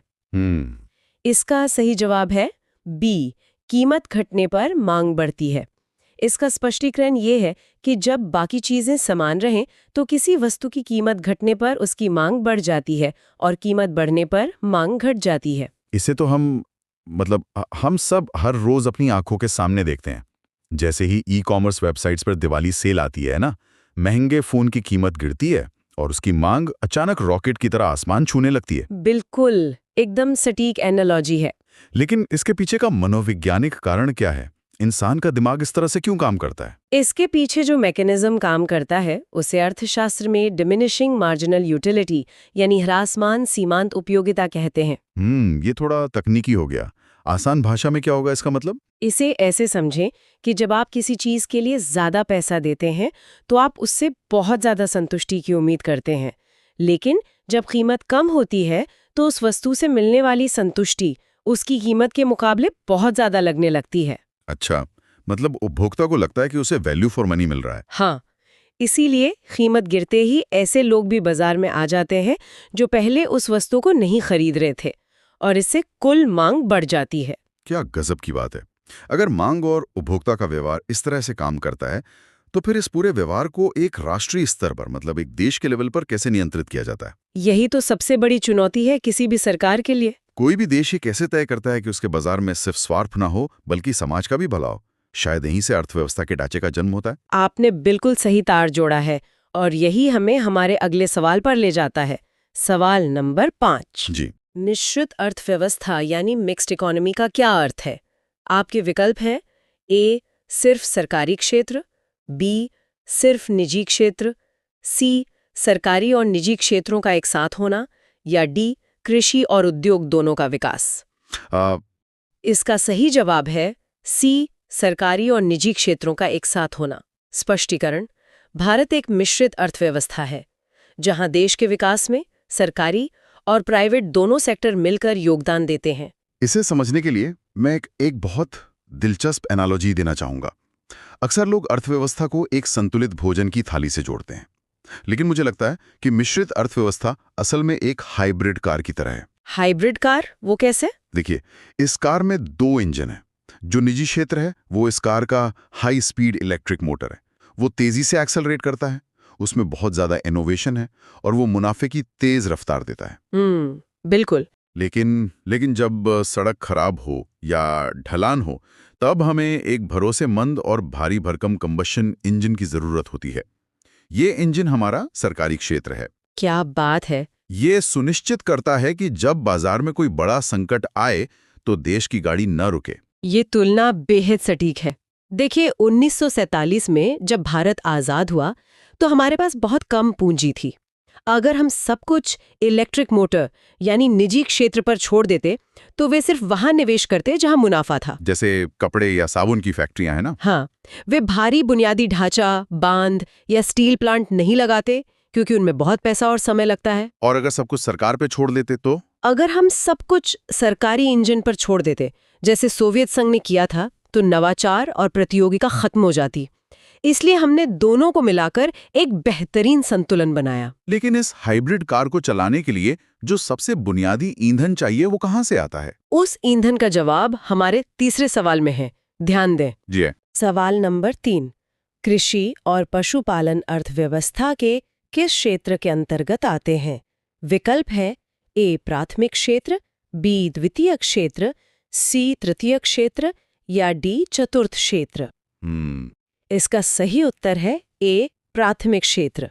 स्पष्टीकरण ये है कि इसमें वे आर्थिक गतिविधियां आती हैं जो सीधे प्राकृतिक संसाधनों पर निर्भर है, जैसे कृषि, खनन और मत्स्य पालन। मैं यहाँ थोड़ा गहराई में जाना चाहता हूँ। इसे प्राथमिक क्यों कहा जाता है? क्या सिर्फ इसलिए कि खेती सबसे पुराना पेशा है या इसके पीछे कोई इकोनॉमिक वैल्यू चेन का तर्क है? बहुत ही शानदार सवाल। इसे प्राथमिक इसलिए कहा जाता है क्योंकि ये बाकी सभी आर्थिक गतिविधियों के लिए कच्चा माल यानी बेस तैयार करता है। अच्छा, मतलब नींव बनाता है। बिल्कुल। कल्पना कीजिए कि आपको सूती कपड़े की एक फैक्ट्री लगानी है जो द्वितीय क्षेत्र यानी सेकेंडरी सेक्टर में आती है। हाँ, मैन्युफैक्चरिंग। लेकिन वो फैक्ट्री तब तक 1 इंच कपड़ा नहीं बना सकती जब तक कि प्राथमिक क्षेत्र में कोई किसान खेत में कपास न उगाए। अरे हाँ, बिना आलू के चिप्स की फैक्ट्री कैसे चलेगी? एकदम सही। अर्थव्यवस्था की जो पूरी वैल्यू एडिशन की चेन है उसका सबसे पहला और अनिवार्य कदम यही प्राथमिक क्षेत्र है। यानी नींव के बिना इमारत नहीं बन सकती। तो अब हमारे पास मिश्रित अर्थव्यवस्था की एक हाइब्रिड कार है और प्राथमिक क्षेत्र के रूप में उसका कच्चा माल भी है। जी। लेकिन अगर कार के पास कोई दिशा नहीं है तो वो बस गोल गोल घूमती रहेगी, है ना? उसे एक रोड मैप चाहिए। शायद इसी रोड मैप को अर्थशास्त्र में प्लानिंग कहा जाता है। बिल्कुल। और हमारा दूसरा सवाल इसी रोड मैप के शुरुआत से जुड़ा है। बताइए। सवाल ये है, भारत में आर्थिक नियोजन यानी इकोनॉमिक प्लानिंग की शुरुआत किस वर्ष हुई थी? विकल्प है ए 1947, बी 1950, सी 1951 या डी 1991। सही उत्तर है सी 1951। इसका स्पष्टीकरण ये है कि भारत में पहली पंचवर्षीय योजना 1951 में शुरू हुई थी, जिसका मुख्य उद्देश्य कृषि क्षेत्र का विकास करना था। यहाँ एक बहुत स्वाभाविक सा संदेह पैदा होता है दिमाग में। देश आजाद तो 1947 में हुआ था, फिर ये प्लानिंग शुरू करने में 4 साल का समय क्यों लग गया? 1951 ही क्यों? क्योंकि जब 1947 में देश आजाद हुआ तो वो केवल एक भौगोलिक आजादी थी। हमारे सामने बंटवारे का भयानक संकट था। लाखों शरणार्थियों का पुनर्वास करना था। हाँ, स्थितियां बहुत खराब थी उस समय। और सबसे बड़ी बात, देश में खाद्यान्न का भारी संकट था। अकाल जैसी स्थिति थी। संस्थाओं को बनाने में समय लगता है। 1950 में योजना आयोग का गठन हुआ। अच्छा, पहले संस्था बनी। हाँ, और पूरे देश के डेटा का विश्लेषण करने के बाद 1951 में पहली योजना लागू की गई।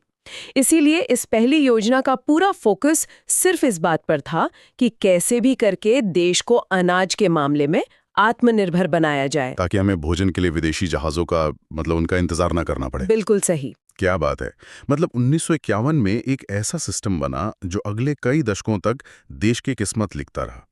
लेकिन समय हमेशा एक सा तो नहीं रहता। जी नहीं, बिल्कुल नहीं। जो सिस्टम 1951 में चमत्कार कर रहा था, क्या वो हमेशा उतना ही कारगर रहा?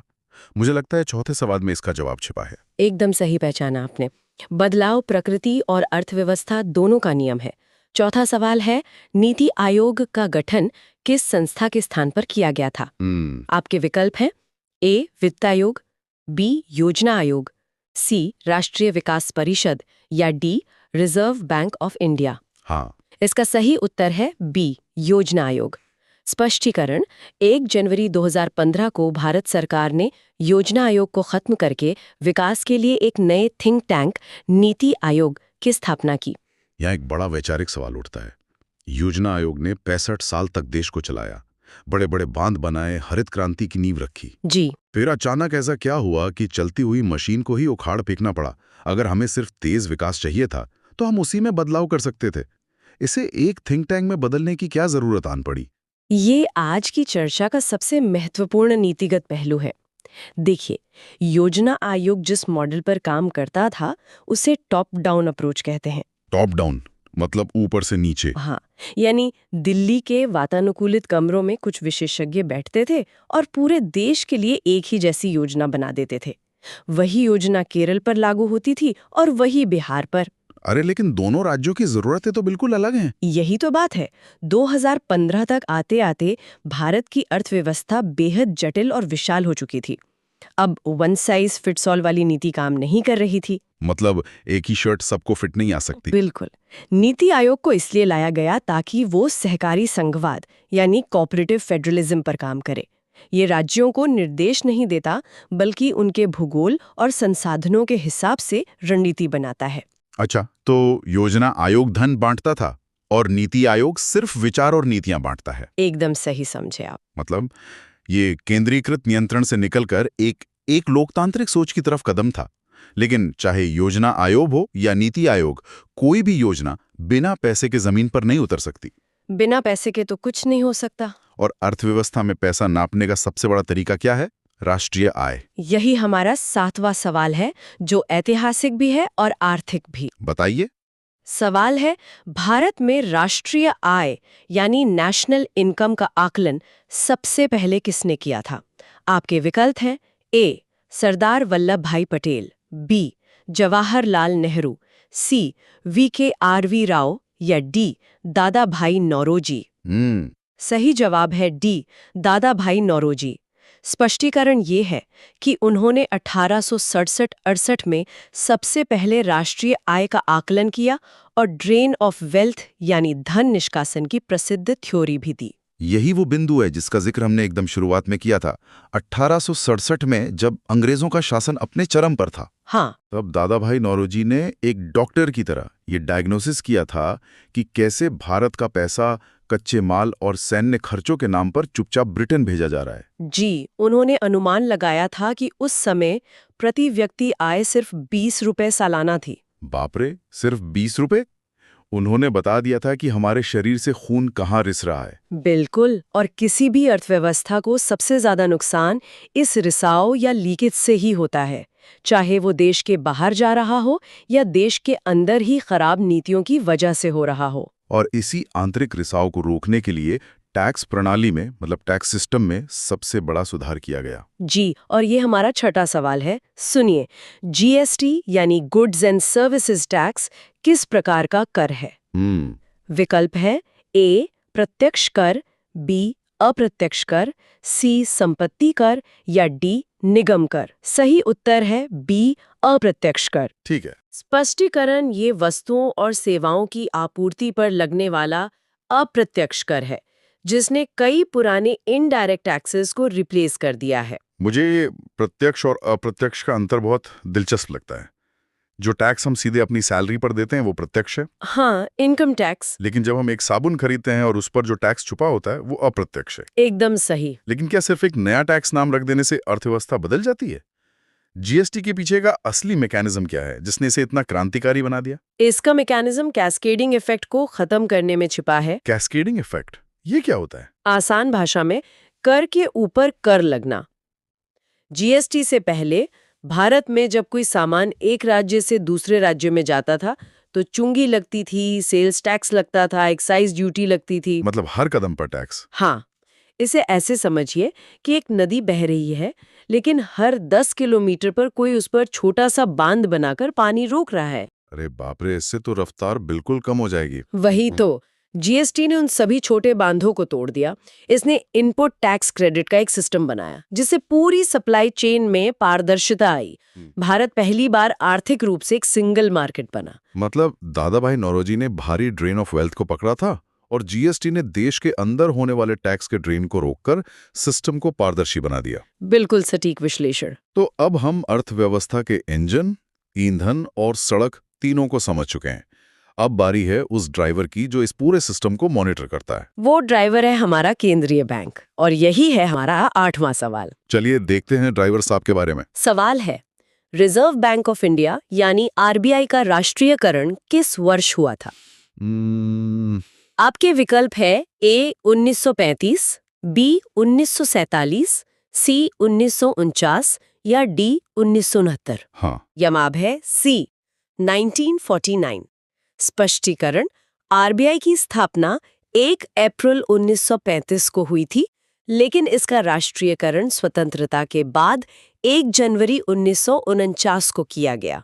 ये बहुत ही पेचीदा बात है। मतलब 1935 में बैंक बन गया था, देश के नोट भी छाप रहा था। जी हाँ, फिर 1949 में इसे राष्ट्रीयकृत करने की क्या जरूरत पड़ी? क्या पहले ये देश का बैंक नहीं था? यही सबसे बड़ा भ्रम है लोगों को। 1935 में जब आरबीआई बना था, तो वो असल में एक निजी शेयरधारकों वाला बैंक था। अच्छा, मतलब प्राइवेट हाथों में था। हाँ, उसका मालिकाना हक प्राइवेट लोगों के पास था। लेकिन जब 1947 में देश आजाद हुआ, तो सरकार के सामने विशाल लक्ष्य थे। सरकार को कृषि और भारी उद्योगों के लिए सस्ते कर्ज की जरूरत थी। और प्राइवेट बैंक तो सिर्फ मुनाफे वाले को कर्ज देगा, है ना? बिल्कुल। अगर केंद्रीय बैंक निजी हाथों में रहता, तो वो सिर्फ मुनाफे वाले क्षेत्रों में कर्ज बांटता। इसलिए 1949 में एक कानून पास करके सरकार ने आरबीआई को पूरी तरह से अपने अधिकार में ले लिया, ताकि देश की पूरी मौद्रिक नीति और पैसे के बहाव को राष्ट्रीय विकास की तरफ मोड़ा जा सके। एकदम सही। ये एक बहुत ही शक्तिशाली कदम था। केंद्रीय बैंक का नियंत्रण मतलब अर्थव्यवस्था की नब्ज पर नियंत्रण। बिल्कुल। हमने अब तक पैसे के निर्माण, उसकी योजना और उसके नियंत्रण की बात की, लेकिन अब हम आते हैं इस पूरे विश्लेषण के सबसे अहम और दार्शनिक सवाल पर। जी, क्या सिर्फ आरबीआई के पास पैसा होना और राष्ट्रीय आय का बढ़ना ही काफी है? इस सवाल का जवाब हमारे अंतिम यानी 9वें सवाल में है। बताइए, क्या है 9वां सवाल? सवाल है, ह्यूमन डेवलपमेंट इंडेक्स यानी मानव विकास सूचकांक किस अंतर्राष्ट्रीय संस्था द्वारा जारी किया जाता है? विकल्प है a world bank, B IMF, C UNDP या डी डब्ल्यूटीओ। हाँ, इसका सही जवाब है सी यूएनडीपी। स्पष्टीकरण, यूएनडीपी हर साल जीवन प्रत्याशा, शिक्षा और प्रति व्यक्ति आय के पैमानों पर आधारित एचडीआई जारी करता है। यहाँ पर मैं एक बात रखना चाहूंगा। हमारे पास देश का अपना मजबूत बैंक है। हम दुनिया की सबसे तेजी से बढ़ती अर्थव्यवस्थाओं में से एक हैं। हाँ, बिल्कुल है। हमारी जीडीपी लगातार ऊपर जा रही है। तो फिर हमें इस बात की चिंता क्यों करनी चाहिए कि यूएनडीपी हमें एक इंडेक्स में कहाँ रखता है? क्या जीडीपी का बढ़ना ये साबित नहीं करता कि देश विकसित हो रहा है? यही तो अर्थशास्त्र की दुनिया में महबूब उल हक और अमर्त्य सेन जैसे दिग्गजों ने समझाया है। क्या समझाया है?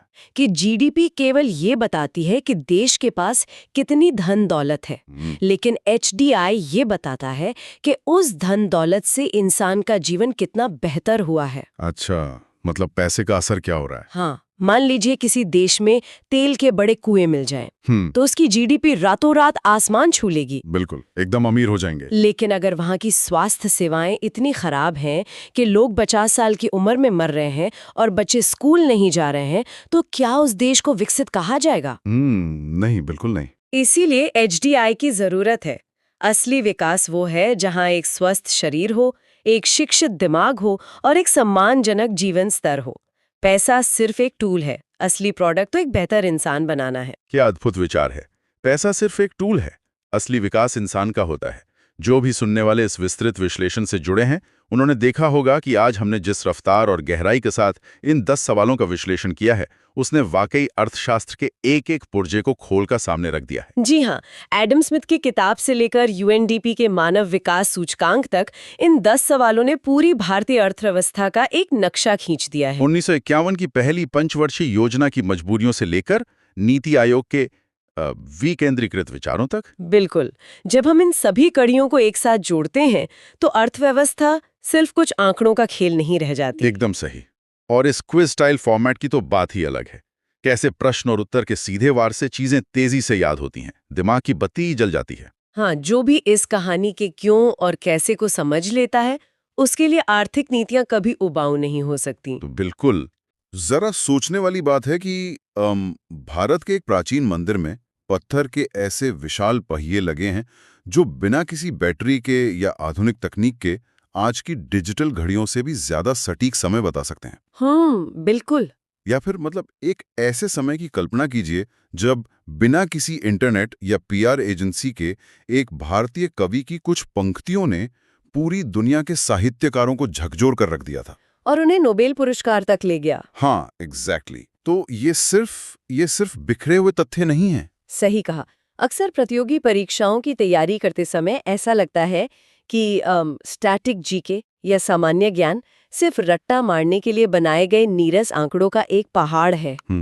लेकिन अगर उन आंकड़ों की सतह को थोड़ा सा भी खुरचा जाए तो हर तारीख, हर जगह और हर नाम के पीछे मानव इतिहास की सबसे रोमांचक कहानियां छिपी होती हैं। और इसीलिए आज इसका ये गहरा विश्लेषण यानी डीप डाइव एक बहुत ही खास मास्टर क्लास है। हमारे पास सबसे महत्वपूर्ण 10 बहुविकल्पीय प्रश्नों यानी MCQ का एक बेहतरीन संकलन है जो हर एक परीक्षा के लिए एक अचूक सर्वाइवल किट की तरह काम करेगा। जी। हमारा मिशन सिर्फ इन सवालों के जवाब रटना नहीं है, बल्कि एक तेज तरार क्विज मास्टर की ऊर्जा के साथ हर तथ्य को चलिए इसे खोलकर समझते हैं। बिल्कुल, क्योंकि जब किसी तथ्य के पीछे का क्यों और कैसे समझ में आ जाता है तो वो दिमाग में हमेशा के लिए छप जाता है, फिर उसे रटने की जरूरत नहीं पड़ती। सही बात है। तो चलिए बिना किसी देरी के इस मास्टर क्लास को शुरू करते हैं। शुरुआत करते हैं वैश्विक संगठनों और पूरी दुनिया को एक धागे में पिरोने वाले नियमों से। ये रहा पहला सवाल। प्रश्न 1, यूनाइटेड नेशंस का मुख्यालय कहाँ स्थित है? विकल्प हैं A Geneva, B Paris, C New York या D वॉशिंगटन DC। इसका बिल्कुल सटीक उत्तर है C न्यूयॉर्क। यूनाइटेड नेशंस का मुख्यालय न्यूयॉर्क सिटी में स्थित है और इस संस्था की स्थापना 24 अक्टूबर 1945 को की गई थी। यहाँ मैं थोड़ा रुकना चाहूंगा। जी बताइए। जब हम वैश्विक कूटनीति की बात करते हैं तो अक्सर लोग जिनेवा जैसी तटस्थ जगह की कल्पना करते हैं या फिर वॉशिंगटन DC की, जो अमेरिकी राजनीति का केंद्र है। तो इस वैश्विक संस्था के लिए न्यूयॉर्क शहर को ही क्यों चुना गया? मतलब जैसे किसी कक्षा में अनुशासन के लिए कोई मॉनिटर होता है, वैसे ही ये संस्था काम करती है। तो जगह का चुनाव कैसे हुआ? ये एक बहुत ही शानदार बिंदु है। अगर हम इसे व्यापक संदर्भ में देखें तो 1945 का वो समय द्वितीय विश्व युद्ध की राख से उठने का समय था। हाँ, सब कुछ तबाह हो चुका था। हाँ, बिल्कुल। लीग ऑफ नेशंस नाम की पुरानी संस्था बुरी तरह विफल हो चुकी थी। दुनिया के देशों को एक ऐसा मंच चाहिए था जहां परमाणु युद्ध की धमकियों के बजाय बातचीत हो सके। न्यूयॉर्क को इसलिए चुना गया क्योंकि एक प्रमुख अमेरिकी परिवार रॉकफेलर परिवार ने वहां मैनहट्टन में जमीन खरीदने के लिए लाखों डॉलर दान किए थे। अच्छा, लाखों डॉलर दान किए? जी हाँ। और यहाँ सबसे दिलचस्प बात यह है कि वो जमीन तकनीकी रूप से किसी एक देश की नहीं है, वो अंतर्राष्ट्रीय क्षेत्र है। क्या बात है! मतलब वो इमारत एक तरह से पूरी दुनिया की साझी संपत्ति है। बिल्कुल सही। खैर, ये तो हुई शांति की बात, लेकिन दुनिया को बचाने की एक और बड़ी चुनौती है जिस पर पूरी मानवता को एक साथ आना पड़ता है, और वो है हमारा पर्यावरण। इसी से जुड़ा है हमारा अगला सवाल। बढ़ते हैं अगले सवाल की तरफ। प्रश्न 4, विश्व पर्यावरण दिवस हर साल किस दिन मनाया जाता है? विकल्प हैं A 5 June, B 11 July, C 22 अप्रैल या D 1 दिसंबर। इसका सही उत्तर है A 5 जून। ये दिन पूरी दुनिया में पर्यावरण संरक्षण के प्रति जागरूकता और राजनीतिक कदम उठाने के लिए मनाया जाता है। मुझे हमेशा से ये सवाल परेशान करता रहा है कि पर्यावरण तो हमारे आसपास रोज मौजूद है जी, फिर इसके लिए किसी एक खास तारीख जैसे 5 जून की ही जरूरत क्यों पड़ी? क्या इसके पीछे कोई विशेष घटना थी? बिल्कुल, एक विशेष घटना थी। बात 1972 की है। उस समय स्वीडन की राजधानी स्टॉकहोम में मानव पर्यावरण पर संयुक्त राष्ट्र सम्मेलन आयोजित हुआ था। अच्छा, 1972 में? हाँ, और इतिहास में ये पहली बार था जब दुनिया भर के नेता सिर्फ राजनीतिक सीमाओं पर नहीं बल्कि इस बात पर चर्चा करने के लिए इकट्ठा हुए थे कि औद्योगिक प्रदूषण और जंगलों की कटाई हमारी पूरी पृथ्वी को कैसे नष्ट कर रहे हैं। तो मतलब पहली बार सबने पर्यावरण को सीरियसली लिया। एग्जैक्टली। वो सम्मेलन 5 जून को शुरू हुआ था, इसीलिए ये दिन चुना गया ताकि हम याद रख सकें कि प्रदूषण किसी देश का पासपोर्ट देखकर सीमा पार नहीं करता। सही बात है। ये एक वैश्विक संकट है। इन दोनों तथ्यों से, चाहे वो यूएन हो या पर्यावरण दिवस, हमें वैश्विक सहयोग की अहमियत समझ आती है। ये बहुत ही शक्तिशाली विचार है कि हमारी हवा और पानी की कोई राष्ट्रीय सीमा नहीं होती।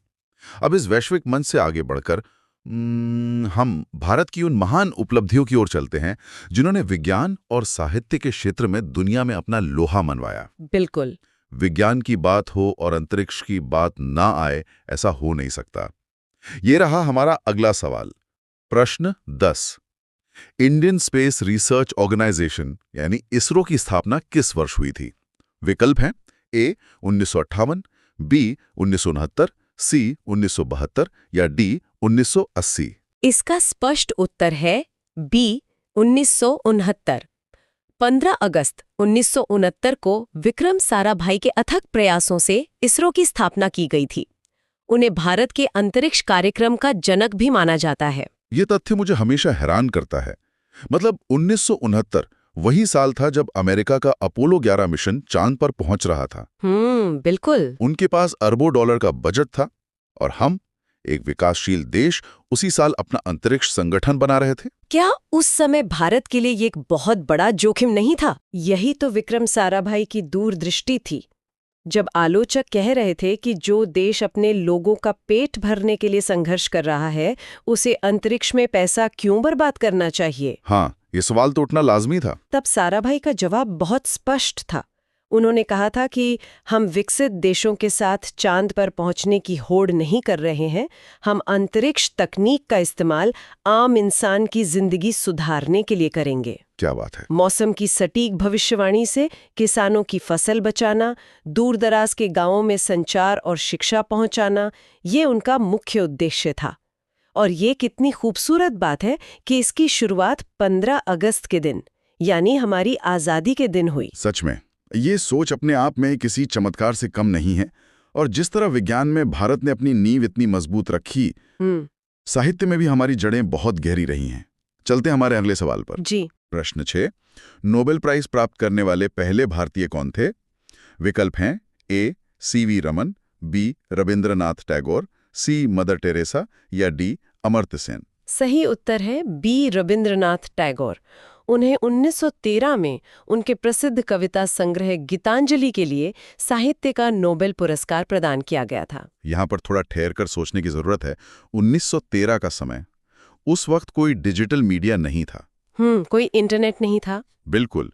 किताबें दुनिया के दूसरे कोने तक पहुंचने में महीनों लगा देती थीं। ऐसे में एक बंगाली कविता संग्रह ने स्वीडन की नोबेल समिति को कैसे प्रभावित कर लिया? यह कोई सामान्य बात तो नहीं हो सकती। ये एक महत्वपूर्ण सवाल खड़ा करता है। दरअसल गीतांजलि का अंग्रेजी अनुवाद खुद टैगोर ने किया था। अच्छा। जी। जब वो पांडुलिपि इंग्लैंड पहुंची तो प्रसिद्ध आयरिश कवि W.B. यीट्स ने उसे पढ़ा और वो पूरी तरह से मंत्रमुग्ध हो गए।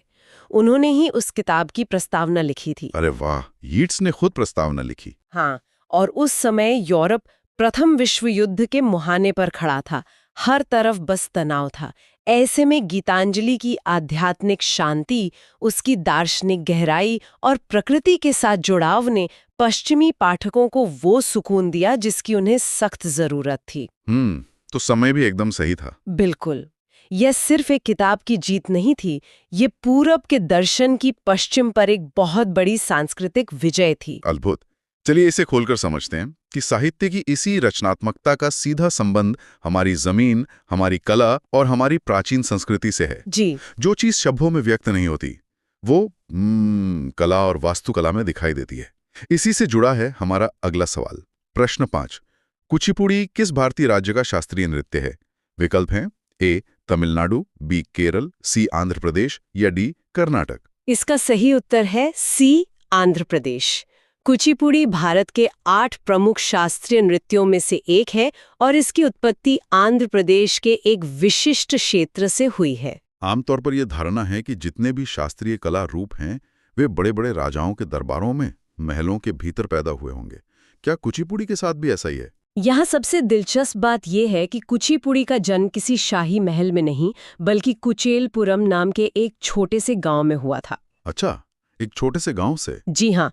शुरुआत में ये कोई एकल नृत्य नहीं था, बल्कि गांव-गांव घूमने वाले ब्राह्मण अभिनेताओं का एक समूह होता था जो पौराणिक कथाओं पर आधारित नाटक किया करते थे। धीरे-धीरे समय के साथ इसमें शारीरिक मुद्राएं, पैरों की ताल और चेहरे के भाव इतने परिष्कृत हो गए कि इसे एक शास्त्रीय कला का दर्जा मिल गया। इसमें एक बहुत ही खास प्रस्तुति होती है जिसे तरंगम कहते हैं। तरंगम? हाँ, जहां नर्तक कांसे की थाली के किनारों पर पैर रखकर संतुलन बनाते हुए नृत्य करता है। पीतल या कांसे की थाली पर संतुलन बनाते हुए शास्त्रीय नृत्य करना, या तो संतुलन और अनुशासन का चरम है। बिल्कुल। और जिस तरह नर्तक के शरीर में कला झलकती है, उसी तरह हमारी जमीन पर पत्थरों में उकेरी गई कला भी सदियों से हमसे बात कर रही है। हमारा अगला सवाल इसी प्राचीन वास्तुकला से है। जी, आगे बढ़ते हैं। प्रश्न 9, कोणार्क का सूर्य मंदिर किस राज्य में स्थित है? विकल्प है ए मध्य प्रदेश, बी उड़ीसा, सी राजस्थान या डी गुजरात। सही उत्तर है बी, ओडिशा। 13वीं शताब्दी में निर्मित ये विशाल मंदिर ओडिशा राज्य में स्थित है, जिसे अपनी अद्वितीय रथ वास्तुकला के लिए यूनेस्को वर्ल्ड हेरिटेज साइट घोषित किया गया है। जब भी कोणार्क मंदिर का जिक्र आता है तो उसके पहियों की तस्वीर सबसे पहले दिमाग में उभरती है। इसे सूर्यदेव के एक विशाल रथ का आकार दिया गया है। लेकिन मैंने सुना है कि ये पहिए सिर्फ सजावट के लिए नहीं है। इसके पीछे क्या विज्ञान है? अगर हम इसे करीब से देखें तो ये इंजीनियरिंग और खगोल विज्ञान यानी एस्ट्रोनॉमी का एक ऐसा संगम है जो आज के वैज्ञानिकों को भी हैरान कर देता है। कैसे काम करते हैं? पहिए के बीच की धुरी की छाया जब पहिए की तीलियों पर पड़ती है तो उससे समय का सटीक अंदाजा लगाया जा सकता है, बिना किसी मशीन के। बिल्कुल। इसमें 8 बड़ी तीलियां हैं जो दिन के 8 पहर दर्शाती हैं और उनके बीच की छोटी तीलियां और मनके मिनटों का हिसाब रखते हैं। और सबसे बड़ी बात, जी, इस पहिए पर समय घड़ी की दिशा में नहीं बल्कि घड़ी के विपरीत दिशा में पढ़ा जाता है, यानी एंटी क्लॉकवाइज। 13वीं सदी में बिना किसी आधुनिक उपकरण के पत्रों पर ऐसा खगोलीय कैलकुलेशन उकेरना ये किसी चमत्कार से कम नहीं है। बिल्कुल, ये उस समय के ज्ञान का एक अद्भुत प्रमाण है। ये सच में कल्पना से परे है कि हमारे पूर्वजों ने समय को पत्थरों में कैद कर दिया था। खैर, प्राचीन मंदिरों और इस अद्भुत ज्यामिति से निकलकर अब हम भारत की भौगोलिक विविधता की ओर रुख करते हैं, हमारे प्राकृतिक खजाने की ओर। प्रश्न 2, भारत का सबसे पुराना नेशनल पार्क कौन सा है? विकल्प हैं A Kaziranga national park, B Jim Corbett national park, C Kanha national park या डी गिर नेशनल पार्क। इसका सही उत्तर है B, Jim Corbett national park. Uttarakhand के जंगलों में स्थित इस पार्क को 1936 में स्थापित किया गया था और शुरुआत में इसका नाम हेली नेशनल पार्क था। 1936 यानी आजादी से 11 साल पहले। मैं तो इसे मजाकिया अंदाज में भारत के सभी नेशनल पार्क्स का परदादा कहूंगा। हाँ, एक तरह से ये परदादा ही है। लेकिन उस समय तो अंग्रेजों का शासन था और शिकार करना एक बहुत बड़ा शाही शौक माना जाता था। उस दौर में जानवरों को बचाने के लिए एक पूरा नेशनल पार्क बनाने का विचार कैसे आया? ये एक बहुत बड़ा वैचारिक बदलाव था। 19वीं सदी के अंत और 20वीं सदी की शुरुआत में लकड़ियों के लिए जंगलों की अंधाधुंध कटाई हो रही थी और बाघों का शिकार चरम पर था। बंगाल टाइगर तो खतरे में थे ही। का खतरा मंडराने लगा था। जिम कॉर्बेट, जिनके नाम पर आज ये पार्क है, शुरुआत में खुद एक प्रसिद्ध शिकारी थे। अच्छा, वो खुद शिकारी थे? जी हाँ, लेकिन बाद में उन्होंने महसूस किया कि अगर हमने इन जंगलों और इनके राजा को नहीं बचाया तो पूरा पारिस्थितिकी तंत्र यानी इकोसिस्टम ही ढह जाएगा। वो शिकारी से एक महान संरक्षणवादी बन गए। क्या बात है! ये नेशनल पार्क सिर्फ पेड़ों का एक समूह नहीं है, ये इस बात का प्रतीक है कि इंसान ने अपनी गलती मानी और प्रकृति को बचाने का पहला बड़ा कदम उठाया। उत्तर भारत के इन घने और रहस्यमयी जंगलों से निकलकर अब हम दक्षिण भारत के शांत और विशाल जल क्षेत्रों की ओर बढ़ते हैं। जी, चलते हैं। प्रश्न 8, भारत की सबसे लंबी झील कौन सी है? विकल्प है A Wular lake, B Chilika lake, C Vembanad lake या डी पुलिकट लेक। सही उत्तर है सी, वेम्बनाड लेक। केरल में स्थित ये झील भारत की सबसे लंबी झील है, जिसकी लंबाई 96 किलोमीटर से भी ज्यादा है। 96 किलोमीटर। जब हम झील शब्द सुनते हैं तो हमारे दिमाग में पानी का एक गोल या चौकोर सा ठहरा हुआ तालाब आता है। चिल्का झील भी बहुत विशाल है। फिर वेम्बनाड की ये लंबाई इतनी महत्वपूर्ण क्यों है? यही तो वेम्बनाड की सबसे बड़ी खासियत है। ये कोई आम गोल झील नहीं है, बल्कि समुद्र तट के समानांतर चलने वाली खारे पानी की एक लंबी प्रणाली है, एक लगून है। लेगून। और इसकी ये भौगोलिक लंबाई ही इसे दुनिया की सबसे रोमांचक जल क्रीड़ा का केंद्र बनाती है। आपने प्रसिद्ध नेहरू ट्रॉफी बोट रेस के बारे में तो सुना होगा। बिल्कुल, वो जो लंबी लंबी नावें होती हैं। हाँ, स्नेक बोट्स या चुंदन वल्लम। वो इतनी लंबी होती हैं कि उनमें एक साथ 100 से ज्यादा नाविक बैठते हैं। 100 लोग एक नाव में? जी, और उन 100 नाविकों को पूरी गति से चप्पू चलाने के लिए एक लंबा, सीधा और शांत जलमार्ग की जरूरत होती है, जो सिर्फ वेम्बनाड झील ही प्रदान कर सकती है। वो नज़ारा जब एक साथ 100 लोग किसी पारंपरिक गीत की ताल पर चप्पू चलाते हैं, वो रोंगटे खड़े कर देने वाला होता है। बिल्कुल, बहुत ही अद्भुत दृश्य होता है। और चूंकि रोमांचक खेलों की बात हो ही रही है, तो चलिए खेल जगत से जुड़े कुछ और बड़े सवालों की तरफ चलते हैं। प्रश्न 7। डेविस कप का संबंध किस खेल से है? विकल्प हैं ए फुटबॉल, बी बैडमिंटन, सी क्रिकेट या डी टेनिस। इसका सही उत्तर है डी टेनिस। डेविस कप पुरुषों के टेनिस का सबसे प्रतिष्ठित अंतर्राष्ट्रीय टीम इवेंट है, जिसे अक्सर टेनिस का वर्ल्ड कप भी कहा जाता है। यहाँ पे एक बहुत ही दिलचस्प विरोधाभास नजर आता है।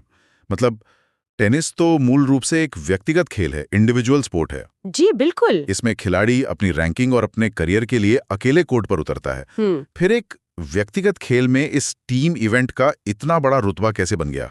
ये मनोविज्ञान का एक बहुत ही शानदार उदाहरण है। 1900 में ड्वाइट डेविस नाम के एक अमेरिकी खिलाड़ी ने ब्रिटेन के खिलाड़ियों को चुनौती देने के लिए एक चांदी का बोल खरीदा था, जिसे आज हम डेविस कप कहते हैं। अच्छा। जब कोई खिलाड़ी एटीपी टूर पर खेलता है तो वो अपने प्रायोजकों और अपनी व्यक्तिगत जीत के लिए खेलता है, लेकिन डेविस कप में खिलाड़ी अपने देश के झंडे के नीचे अपनी राष्ट्रीय टीम के लिए खेलता है। दबाव एकदम अलग होता होगा। बिल्कुल। कोर्ट पर अकेले होने के बावजूद उसके कंधों पर पूरे देश की उम्मीदों का भार होता है। यही राष्ट्रवादी भावना इस टूर्नामेंट को इतना आक्रामक और जज्बाती बना देती है कि कई बार कम रैंकिंग वाले खिलाड़ी भी डेविस कप में बड़े बड़े दिग्गजों को हरा देते हैं। देश के लिए खेलने का दबाव अच्छे अच्छों की परीक्षा ले लेता है। सही कहा। और जब भी वर्ल्ड कप, दबाव और खेल की बात होती है तो क्रिकेट का जिक्र आना स्वाभाविक है। और ये रहा इस मास्टर क्लास का अंतिम सवाल। जी। प्रश्न 3, प्लेइंग इट माई वे, इनमें से किस खिलाड़ी की आत्मकथा है? विकल्प हैं ए MS धोनी, बी विराट कोहली, सी कपिल देव या डी सचिन तेंदुलकर। इसका सही उत्तर है डी सचिन तेंदुलकर।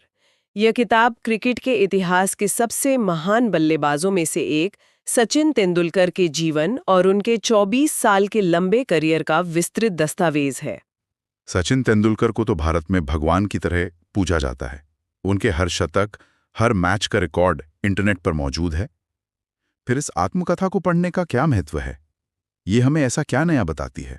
देखिए, रिकॉर्ड्स हमें सिर्फ ये बताते हैं कि क्या हुआ था, लेकिन एक आत्मकथा हमें बताती है कि वो कैसे हुआ था। ये बात तो है। हम टीवी पर सिर्फ एक परफेक्ट कवर ड्राइव देखते हैं, लेकिन हम उस दर्द को नहीं देखते जब टेनिस एल्बो की चोट के कारण सचिन एक हल्का सा बल्ला भी नहीं उठा पा रहे थे।